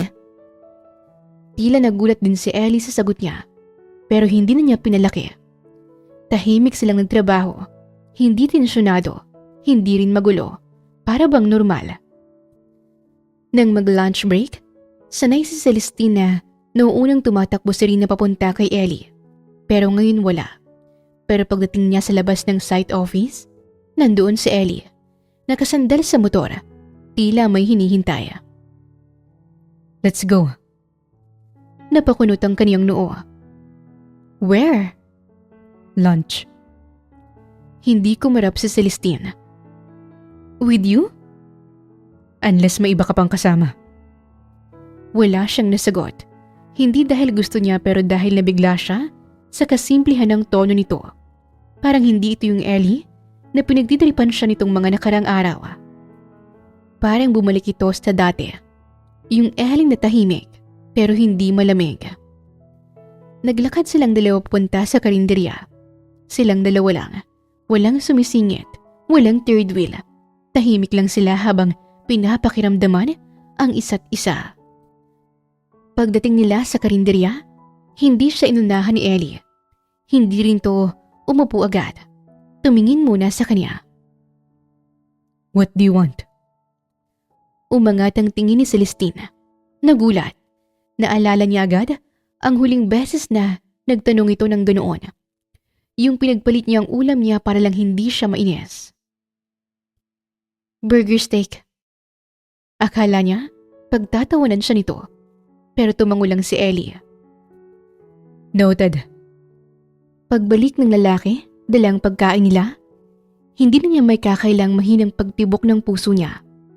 Ayaw man niya pero nandun. Habang kumakain, hindi sila nag-away. Hindi sila nagtaasan ng kilay. Hindi rin sila nagtirahan ng banat. Minsan nagtatama ang tingin nila, tsaka sila parehong umiwas. Pero hindi yun tensyon. Hindi rin ines, kundi pagiging pamilyar na matagal nang nilibing ni Celestine sa inis at pride niya. Nang matapos ang araw ay sabay silang lumabas ng site. Nagulat na lang siya nang hindi pa kumikilos si Ellie. Nakasandal ito sa motor. Parehong kamay nasa bulsa. Habang pinagmamasdan siya. Your driver. Late daw, traffic. Tumango si Ellie at binasang pang ibabang labi. Buong akala ni Celestine ay aalis na ito. Pero hindi pa rin kumikilos ang lalaki. Nakatingin lang ito sa kanya ng tahimik. Para bang naghihintay. Uuwi ka na? Kung uuwi ka na. Bakit? Kasi hahatid kita. Napakislot ang sikmura niya. Hindi niya alam kung dahil ba sa gutom, kaba, o sa paraan ng pagkakasabi ni Ellie. Diretso, walang paligoy-ligoy, at parang utos na hindi mo rin naman matatanggihan kahit gusto mo. Wala namang problema kung maghihintay ako. Hindi pa niya natatapos ang sinasabi ay naglakad na si Ellie papalapit sa kanya. Hindi malapit na nakakakaba pero sapat na para maramdaman niya ang init ng lalaki kahit malamig ang hangin. I'm not letting you wait alone at this hour. Napairap si Celestine pero ramdam niya ang unti-unting panunukso ng tibok ng puso niya. Ayaw niya pero heto na naman siya. Napapaikot ng presensya nito. Ayan ka na naman sa pagiging bossy mo, no? Only with you. At doon siya napatigil. Bahagya palang dumidilim ang langit nang magsuot si Ellie ng helmet at iniabot ang isa sa kanya. Tatanggihan na sana niya pero biglang dumaan ang malamig na hangin. Kasunod ang unang patak ng ulan sa braso niya. Napatingin silang dalawa sa langit. Ilang segundo lang nang biglang bumuhos ang ulan na parang pinaghintay talaga sila. Helmet, now. Mas mababa ang boses nitong parang walang espasyo para sa debate. Wala nang nagawa si Celestine kundi isuot yun. Sa totoo lang, kabado siya. Hindi lang sa ulan, hindi lang sa motor, kundi sa ideyang magkasama silang dalawa ng ganito kalapit at ganito kabasa. Nang nakasakay na siya sa likod ni Ellie, sumiklab ang malamig na hangin sa balat niya. Napakapit siya sa likod nito. Marahan muna pero nang sumabog ang mas malakas na ulan sa mukha niya, Hold tighter. at doon na siya walang nagawa. Inabot niya ang dibdib nito at mas madiin na humawak. Ramdam niyang mainit na katawan ng lalaki sa ilalim ng basang polo. Ramdam niya ang paghinga nito. Mabagal, malalim, at ramdam niya ring parang lumalayo sila sa mundo ng trabaho habang tumatakbo ang motor. Hindi niya alam kung ilang minuto silang bumabagtas sa ulan, pero nang huminto sila, medyo nanginginig na siya sa lamig. Bumaba si Ellie at agad na hinubad ang helmet niya. Nasa harap sila ng isang modernong building. Tahimik, pribado at malinis. Iba pa ito sa apartment na napuntahan niya nung inuwi siya ni Ellie na lasing. Let's get inside. You're freezing. Hindi na siya nag-inarte. Basang-basa ang suot niya, pati buhok niya ay kumakapit na sa leeg. Nung umakyat sila sa elevator, halos hindi siya makagalaw dahil sa lamig. Tahimik silang dalawa, pero mas malakas ang katahimikan sa pagitan nila. Yung klase ng katahimikan na hindi awkward, pero nakakakuryente. Pagpasok nila sa condo ni Ellie, agad siyang sinalubong ng init mula sa air purifier at amoy ng bagong linis na lugar.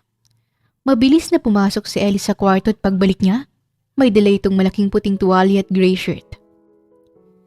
You need to change. You'll get sick like that.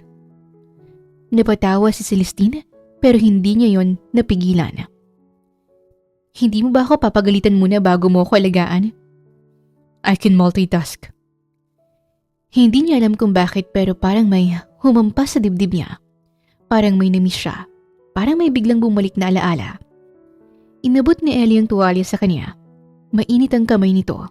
Siguro dahil hinubad na nito ang basang jacket kanina. Naglalaban ng lamig sa balat niya at init sa kamay nito na nagpapangat ng balahibo sa braso niya.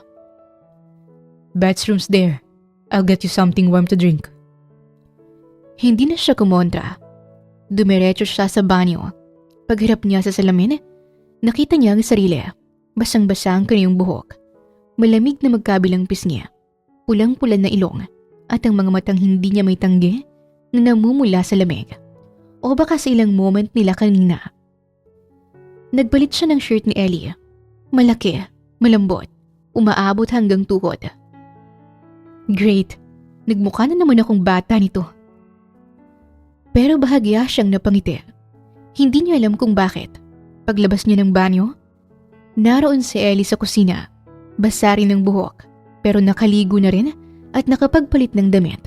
Ngayon ay may hawak ng 2 tasa ng kape. Nagangat si Ellie ng tingin sa kanya at kasunod na bumabay sa suot niya. Hindi siyang nitian ng lalaki, pero humakbang si Ellie palapit. Mabagal, tahimik, na para bang may binibilang sa isip. It fits. Napataas ang kilay niya. Obviously hindi. Mas lumapit pa si Ellie. Eksaktong distansya na hindi dapat komportable. Pero ewan niyo kung bakit parang okay na. It looks good on you. Hindi niya na alam kung paano siya hihinga. Para siyang baliw na tinatanong ang sarili sa isip kung bakit siya tinatamaan ng ganon dahil lamang sa simpleng salita. Inabot ni Ellie ang tasa sa kanya. Hawak niya yun, pero hindi niya alam kung dahil ba sa init ng tasa o dahil sa pagdikit ng daliri niya sa daliri nito na biglang nagpabilis ng tibok ng puso niya. Inumin mo na bago ka pa magkasakit. Paano kung may sakit na ako? Then, I'll take care of you. Natigilan siya. Gusto niyang ngumiti. Gusto niyang umirap. Gusto niyang umatras. Pero hindi siya gumalaw. Dalawa lang sila roon. Mabigat ang hangin. Tuyo na ang katawan niya. Pero parang mas nalulunod siya ngayon sa salita kaysa nung nasa gitna ng ulan sila. At bago pa siya makapagsalita, tumunog ang malakas na kulog sa labas. Mahigpit ang ginawa niyang pagkapit sa tasa. Napalingon siya sa labas ng mapansin sa malaking bintana na mas lalong lumakas ang pagbuhos ng ulan. Bumalik muli ang tingin niya kay Ellie na hindi na pala tumitingin sa labas. Sa kanya lang. At doon niya naramdaman, hindi niya alam kung nababaliw siya o binabaliw niya ang sarili. At sa mga sandaling yon, parang sila lang dalawa sa mundo. Hindi pa man tuluyang humuhupa ang kulog, ay tsaka lang niya napansin na mas lumapit pa si Ellie. Hindi sobra pero sapat para maramdaman niya ang bawat paghinga nito. Sapat para maramdaman niyang init na humahalo sa lamig ng hangin sa kondo. Nag-iwas siya ng tingin. Kunwari tinitignan ang tasa ng kape na parang yun ang pinakamahalagang bagay sa mundo. Thanks sa kape. Hindi yun sagot pero kilala niya ang tono. Yung tipong hindi alam ni Ellie kung paano magsalita nang hindi napapahaba ang usapan. Ganto naman talaga ito. Tahimik at diretso at minsan nakakairita. Pero ngayong magkasama ulit sila ng ganito kalapit, nakakainis na nakakamiss. Umupo si Celestine sa couch. Pilit na inilalayo ang sarili. Si Ellie naman ay naupo sa single seat sa gilid. Pero hindi nagtagal ay tumayo rin. Naglakad ang lalaki papunta sa kanya. Tamang lakad na parang walang mali siya. Pero para kay Celestine, meron. You're still cold. Hindi na sana niya papansinin pero naramdaman niyang paghaplos ng tuwalya sa buhok niya. Maingat at tahimik na para bang wala lang, parang normal lang. Pero hindi yun normal. Hindi yun simpleng pagpapatayo ng buhok. Hindi yun dapat ginagawa ni Ellie sa kanya. I can do it on my own. I know. Pero hindi ito tumigil. Mas lalo siyang nalito. Mas lalo siyang nag-init. Hindi dahil sa lamig o kape, kundi dahil sa paraan ng pagsandal ng kamay ni Ellie sa balikat niya. Hindi marahas, hindi mapangangkin, pero may bigat. May damdamin na hindi dapat naroon. Nang umurong ang tuwalya, napatingala siya.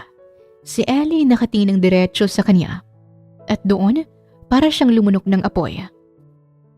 Ellie, hindi siya makapag-isip at hindi siya makahinga. Hindi niya alam kung anong gusto niyang sabihin. Kung dapat ba siyang umatras, tumayo o umalis. Pero hindi gumagalaw ang paa niya. Parang tinukod ng hangin. Parang hinihintay ang susunod na galaw nito. You're warm now. Hindi niya alam kung bakit pero ramdam niyang hindi yun ang tunay na ibig sabihin ni Ellie. May iba na mas malalim. May matagal na hindi nasasabi. Nakaramdam siya ng kaba. Dahil alam niyang delikado ang gabing yun. Alam niyang kapag hindi siya umalis, babagsak siya ulit. Hahawak ulit. Malulunod ulit. At hindi na niya alam kung makakaahon pa siya sa pag nangyari yun. Kaya nabatras siya. Mabilis pero hindi halata. I should probably go home after this. Ayoko namang... Hindi niya na natuloy. Nag-vibrate ang phone ni Ellie sa mesa. Napasulyap lang siya roon kung sinong tumatawag. Pero sapat na para tumigil ang mundo niya. Rina calling. Napasinghap siya ng hindi sinasadya. Pero hindi siya nagsalita. Si Ellie, wala ring ginawa saglit. Tumigil lang at tumingin sa kanya. Parang may mga tanong sa mata. At doon niya naramdaman ang bigat sa dibdib. Ang realidad. Ito ang totoong mundo nila. I need to take this. Tumango siya kahit mas mabigat pa sa dibdib niya ang kilos. Go ahead. Umalis si Ellie papunta sa balcony. Hindi niya naririnig ang usapan pero kita niya ang katawan nito. Komportable, bahagyang nakangiti, Yung ngiting hindi niya nakikita nitong ibinibigay sa kanya. At doon siya napabuntong hininga. Parang may malamig na kamay na humawak sa puso niya. Hindi niya alam kung bakit nasasaktan siya, gayong wala naman silang dapat maramdaman sa isa't isa. Wala namang sila. Wala na. Pero bakit pakiramdam niya? Sa bawat ngiti ni Ellie na hindi para sa kanya, parang bumabalik ang ulan sa loob ng dibdib niya. Narinig ni Celestine ang pagbabalik ni Ellie. Tahimik siyang umupo sa couch. Hawak pa rin ang malamig na tasa ng kape. Nang lumingon siya sa lalaki, ay nakita niya ang kakaibang kislap sa mga mata nito. Hindi niya alam kung saan niya hinugot ang lakas ng loob. Baka dahil sa lamig, baka dahil sa katahimikan, o baka dahil ilang taon ang lumipas at ngayon lang ulit sila nagkatapat ng ganito. Walang ibang tao, walang pader na pwedeng pagtaguan. Kaya bago pa makapagsalita si Ellie, siya nang nauna.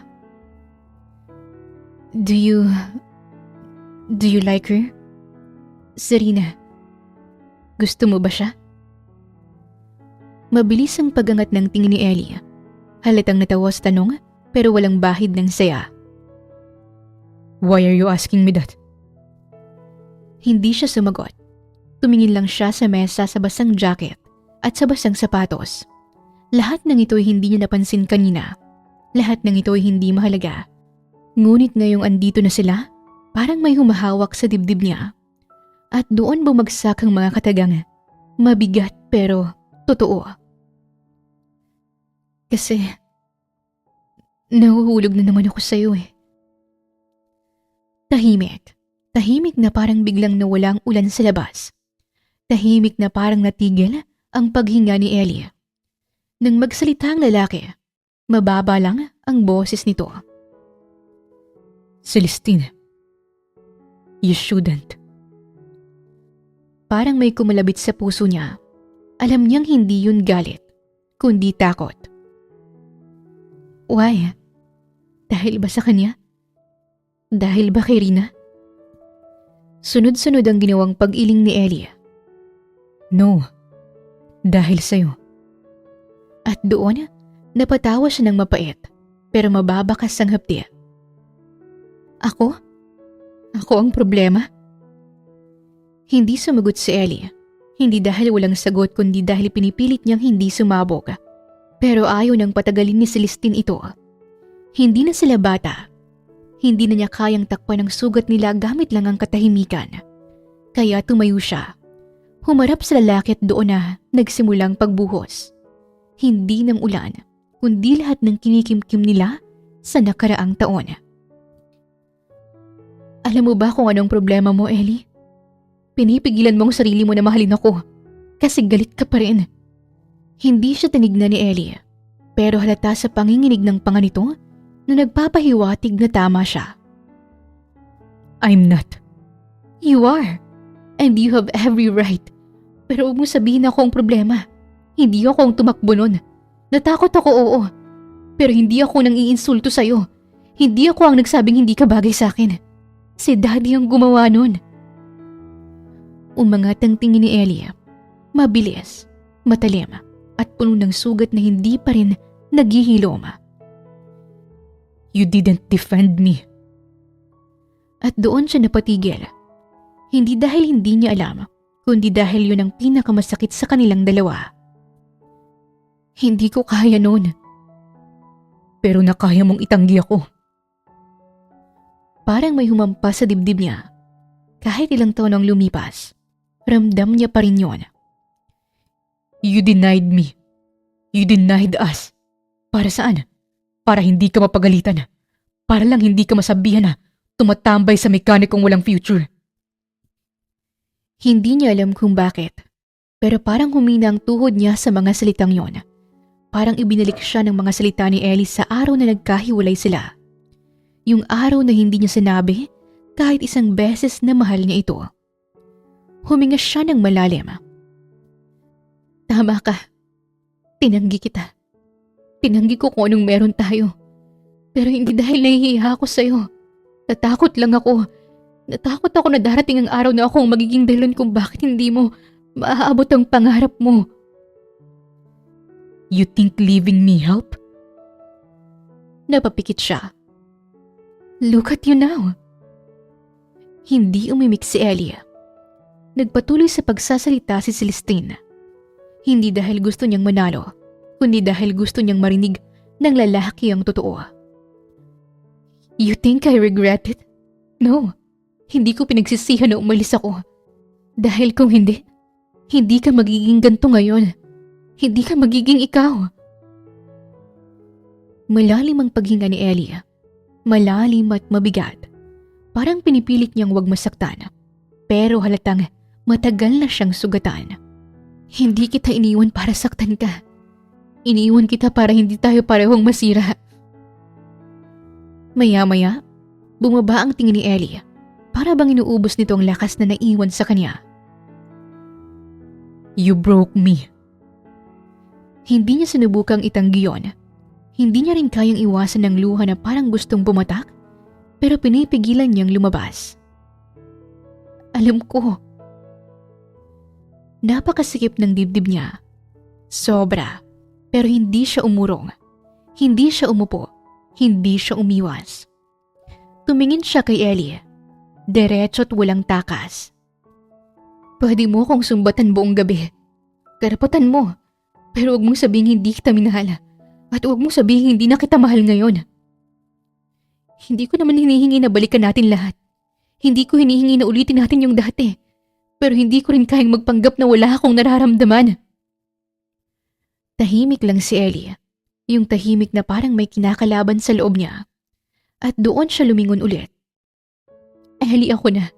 Ako nang magsasabi. Ako yung may kasalanan noon. Ako yung duwag. Ako yung nagpatalo. Tagos ang tingin ni Ellie pero walang salita. And I'm sorry. Hindi ko alam kung ilang beses ko pang dapat sabihin yon pero sorry. Sorry kasi hindi kita pinaglaban. Sorry kasi pinaramdam ko sa'yo na hindi ka sapat. Sorry kasi naihan kong insultuhin ka sa harap ko at hindi ako nagsalita. Nanlamig ang mga daliri niya. Hindi dahil sa hangin. Dahil sa bigat ng alaala. Pero uulitin ko, Ellie. Hindi ko pinagsisisihan ang ginawa ko. Kasi tingnan mo kung nasan ka ngayon. Mas malayo pa sa kaya kong pangatawan na noon. Mas malakas. Mas sigurado sa sarili. Saglit na kumurap si Ellie. Pero hindi pa rin nagsalita. At doon siya tuluyang napasandal. Pagod na pagod sa bigat na matagal na niyang bitbit. Pero Ellie, hindi ibig sabihin na hindi ako nasaktan. Kasi kahit ako, iniwan ko rin ang sarili ko noon. Iniwan ko yung babaeng lumalaban para sa'yo. At yung natira, yung takot na hindi ako naging sapat para sa'yo. Mabagal ang paghinga ni Ellie. Celestine. I know you're scared. I know na ayaw mong maulit. Ayaw mong masaktan ulit. But so am I. Hindi ako nagsisinungaling. Nahulog ako ulit. Sa lahat ng ayaw kong mangyari yun ang nangyari. And I know it's stupid. I know may iba kang mundo, may ibang tao, at may ibang buhay. Sumikip ang dibdib niya. Pero Ellie, can you at least tell me kahit isang beses lang na naramdaman mo rin? At doon parang may kumalas na tensyon sa mukha ng lalaki. Celestine, wag. Wag ano? Wag mo nang pilitin akong bumalik dyan. Parang may pumutok na kung ano sa loob niya. Bakit? Saglit na tumingin si Ellie sa sahig. Parang pinipigilang mabuti ang mga salita. Because once I do, I won't survive it twice. Hindi ko alam kung paano huminga nung iniwan mo ko. Hindi ko alam kung paano bumangon. Ang tanging ginawa ko lang nun ay magtrabaho. Kasi doon lang ako sigurado na may silbi ako. Humawak si Ellie sa gilid ng mesa. Parang may sakit na bumabalik sa katawan nito. Nung sinabi mong hindi tayo bagay, akala ko kakayanin ko. Pero gabi-gabi, paulit-ulit yung linya na yun sa ulo ko hanggang naging totoo siya. At ngayon, nakikita kita ulit. Nararamdaman kita ulit. Pero Celestine, hindi ko kayang sumugal kung ako lang ang lalaban. Hindi niya alam kung alin ang mas masakit. Yung sinabi ni Ellie o yung katotohanang alam niyang totoo yun. Kaya huminga siya ng mabagal. Sobrang bagal na parang natuto siyang muli. Then tell me what you need. Mabagal ang pag-angat ng tingin ni Ellie. Matigas, seryoso, masakit. Hindi na niya alam kung ilang araw ang lumipas mula ng gabing nagpunta siya sa kondo ni Ellie. Mula noon ay hindi na sila nag-usap. Walang chat, walang tawag. Pero araw-araw, ramdam niyang bigat ng iniwan itong tanong sa kanya. At saka dumating ang araw na hindi niya inaasahan. Nasa opisina siya ng kumpanya ng ama niya. Nag-aayos ng mga papeles at dokumentong kailangang pirmahan nang biglang tumunog ang malakas na boses sa hallway. Celestine, to my office. Now. Nanlamig ang mga palad niya. Hindi yun normal na tono ng ama niya. Mas mabigat, mas puno ng galit na parang may nadiskubre itong hindi dapat. Pagpasok niya sa loob ng opisina, nakahawak ang ama niya sa tablet, nakatingin sa kanya ng matalim. You didn't tell me. About what? About him. Hindi niya kailangang tanungin kung sino. Ramdam niya agad. Parang sumikip ang dibdib niya. The head engineer. The man I told you to stay away from. That mechanic boy. He's in our project. Mechanic boy. It's not just I told you before. That man is below you. You didn't listen then. And now you're doing it again? Umigting ang panga niya.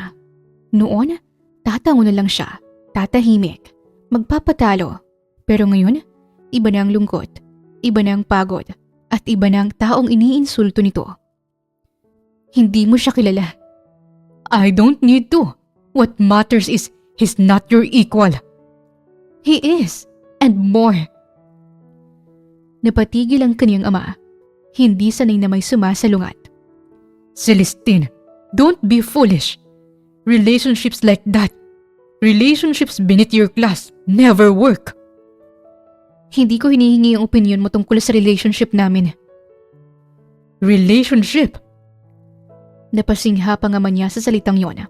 Parang insulto sa kaniyang mismong pagbanggit. So you admit it? You're seeing that man again? I'm talking to him, and that is none of your business. Stop seeing him, or you're done. I won't fund your lifestyle, your comfort, and your career. You want that man? Then lose everything else. Nung kabataan niya, sigurado siyang matatakot siya. Napaiyak na siguro siya noon. Hindi niya kakayanin. Pero ngayon, hindi dahil kay Ellie lang, hindi dahil sa pag-ibig, kundi dahil sa unang beses sa buhay niya, gusto niyang pumili para sa kanyang sarili. Okay. Nagtaas ng kilay ang kanyang ama. What do you mean okay? Kung yun ang kapalit para piliin ang taong hindi mo kayang kilalanin at para piliin ang buhay na gusto ko, then fine. Okay. Tumindig siya sa harap ng ama niya. Walang pagdududa, walang pagdadalawang isip. Ayoko nang mabuhay sa kwarto na pinili mo. Ayoko nang maging anak na sinusunod lang kasi takot mawalan. Hindi na ako bata, hindi ako trophy, at hindi mo pagmamay-ari ang future ko. Nanigas ang ama niya, hindi makapaniwala sa naririnig. You're being irrational. No, I'm finally being honest. Tumalikod siya, kinuha ang bag at naglakad palabas. Ramdam niya ang paninigas ng mga tauhan sa hallway habang dumadaan siya, pero hindi siya tumigil. Hindi siya lumingon. Pagdating sa mansyon, dire-diretso siyang pumasok sa kwarto. Kinuha ang mga gamit niya. Hindi siya naghihintay na pigilan siya. Hindi siya naghihintay na tawagin siya ng ama niya. Paglabas niya mula sa mansyon sa unang beses sa buong buhay niya, maluwag ang dibdib niya. Hindi niya alam kung anong mangyayari bukas. Hindi niya alam kung pipiliin pa siya ni Ellie. Pero alam niyang isa. Sa wakas, lumabas siya sa buhay na ikinulong siya. At sa wakas, nagsisimula siyang mabuhay para sa kanyang sarili. Pinili niyang mundong hindi kontrolado ng ama niya. At kasabay nun, pinili niyang ipaglaban ang taong hindi pinaglaban noon. Pag-alis niya sa mansyon, sinimula ni Celestine ang negosyo na noon ay pangarap lang niya. Walang suporta, walang koneksyon, pero may determinasyon. Unti-unting lumago yun. Dumami ang kliyente. Lumawak ang pangalan niya. Hanggang sa mismong industriyang matagal siyang ikinulong, ngayon ay siya nang hinahanap. Hindi dahil sa apelyido niya, kundi dahil sa talento at sipag niya. Sa huli, nagkapatawaran si Ellie at Celestine. Pinili nilang magsimula muli ng buhay na mas matatag, mas totoo at malaya sa kontrol ng iba. At habang umaangat ang buhay nila, mas lalo silang tumatatag ni Ellie. Pero hindi pa pala doon nagtatapos ang lahat. Dahil mula sa matagal na panahon, tumawag ang ama ni Celestine upang humingi ng tawad. Hindi dahil natalo siya, kundi dahil nakita niya kung gaano kasaya at matagumpay ang anak niya sa buhay na siya mismong pumili at pinaghirapan. Lumipas pa ang ilang taon. Ikinasal si Ellie at Celestine. Nagkaroon sila ng anak. Isang paalala ng bagong buhay na pinili nilang buuhin. Nakakatawa man ang tadhana, ngunit ang maling booking pala na yon ang naging daan para makabalik sila sa isa't isa. Sa buhay, may mga pagkakataong inilalagay tayo ng tadhana sa gitna ng dalawang landas. Ang landas na komportable at ang landas na totoo. Si Celestine, lumaking nakabalot sa luho at pangalan, ay natutong kumawala sa mundong ginawang hawlang bawat desisyon niya. At si Ellie, na minsang tinapakan at minaliit, ay natutong magtagumpay nang hindi kailangang ipamukha kaninuman ang kaniyang halagang matagal nang hindi nakikita ng iba. Ang kwento nila ay patunay na hindi nasusukat ang pag-ibig sa estado, sa pera o sa reputasyon. Nasusukat ito sa tapang. Tapang na pumili, tapang na magpatawad, at tapang na magsimula. Kahit minsan ka nang nasaktan. Dahil minsan, kailangan mo munang bumagsak ng malalim upang mahanap ang mga kamay na handang sumulo sa'yo nang hindi ka hinuhusgahan. Dahil sa huli, hindi ang apelyido, hindi ang negosyo, at hindi ang posisyon ang magbibigay ng timbang sa buhay, kundi ang mga taong pinili nating pahalagahan at ang mga taong piniling bumalik sa atin kahit ilang ulit silang nasaktan. At sa kwento ni na Ellie at Celestine, isang maling booking ang naging paalala na minsan, ang pinakamalaking himala ay nagsisimula sa pinakamaliit na pagkakamali. Wakas! Maraming salamat po sa inyong pakikinig sa kwentong ibinahagi namin ngayong araw. Isang maligayang bagong taon sa lahat ng aking mahal na listeners at salamat sa walang sawang pakikinig, suporta at pagmamahal sa bawat kwentong binabahagi namin. Naway ang bagong taon ay magdala sa inyo ng mas maraming pag-asa, saya at inspirasyon. Sama-sama pa rin tayong mangarap, umiyak, tumawa at matuto sa bawat kwento. Muli, ito po ang Tales of Siren at hanggang sa muli.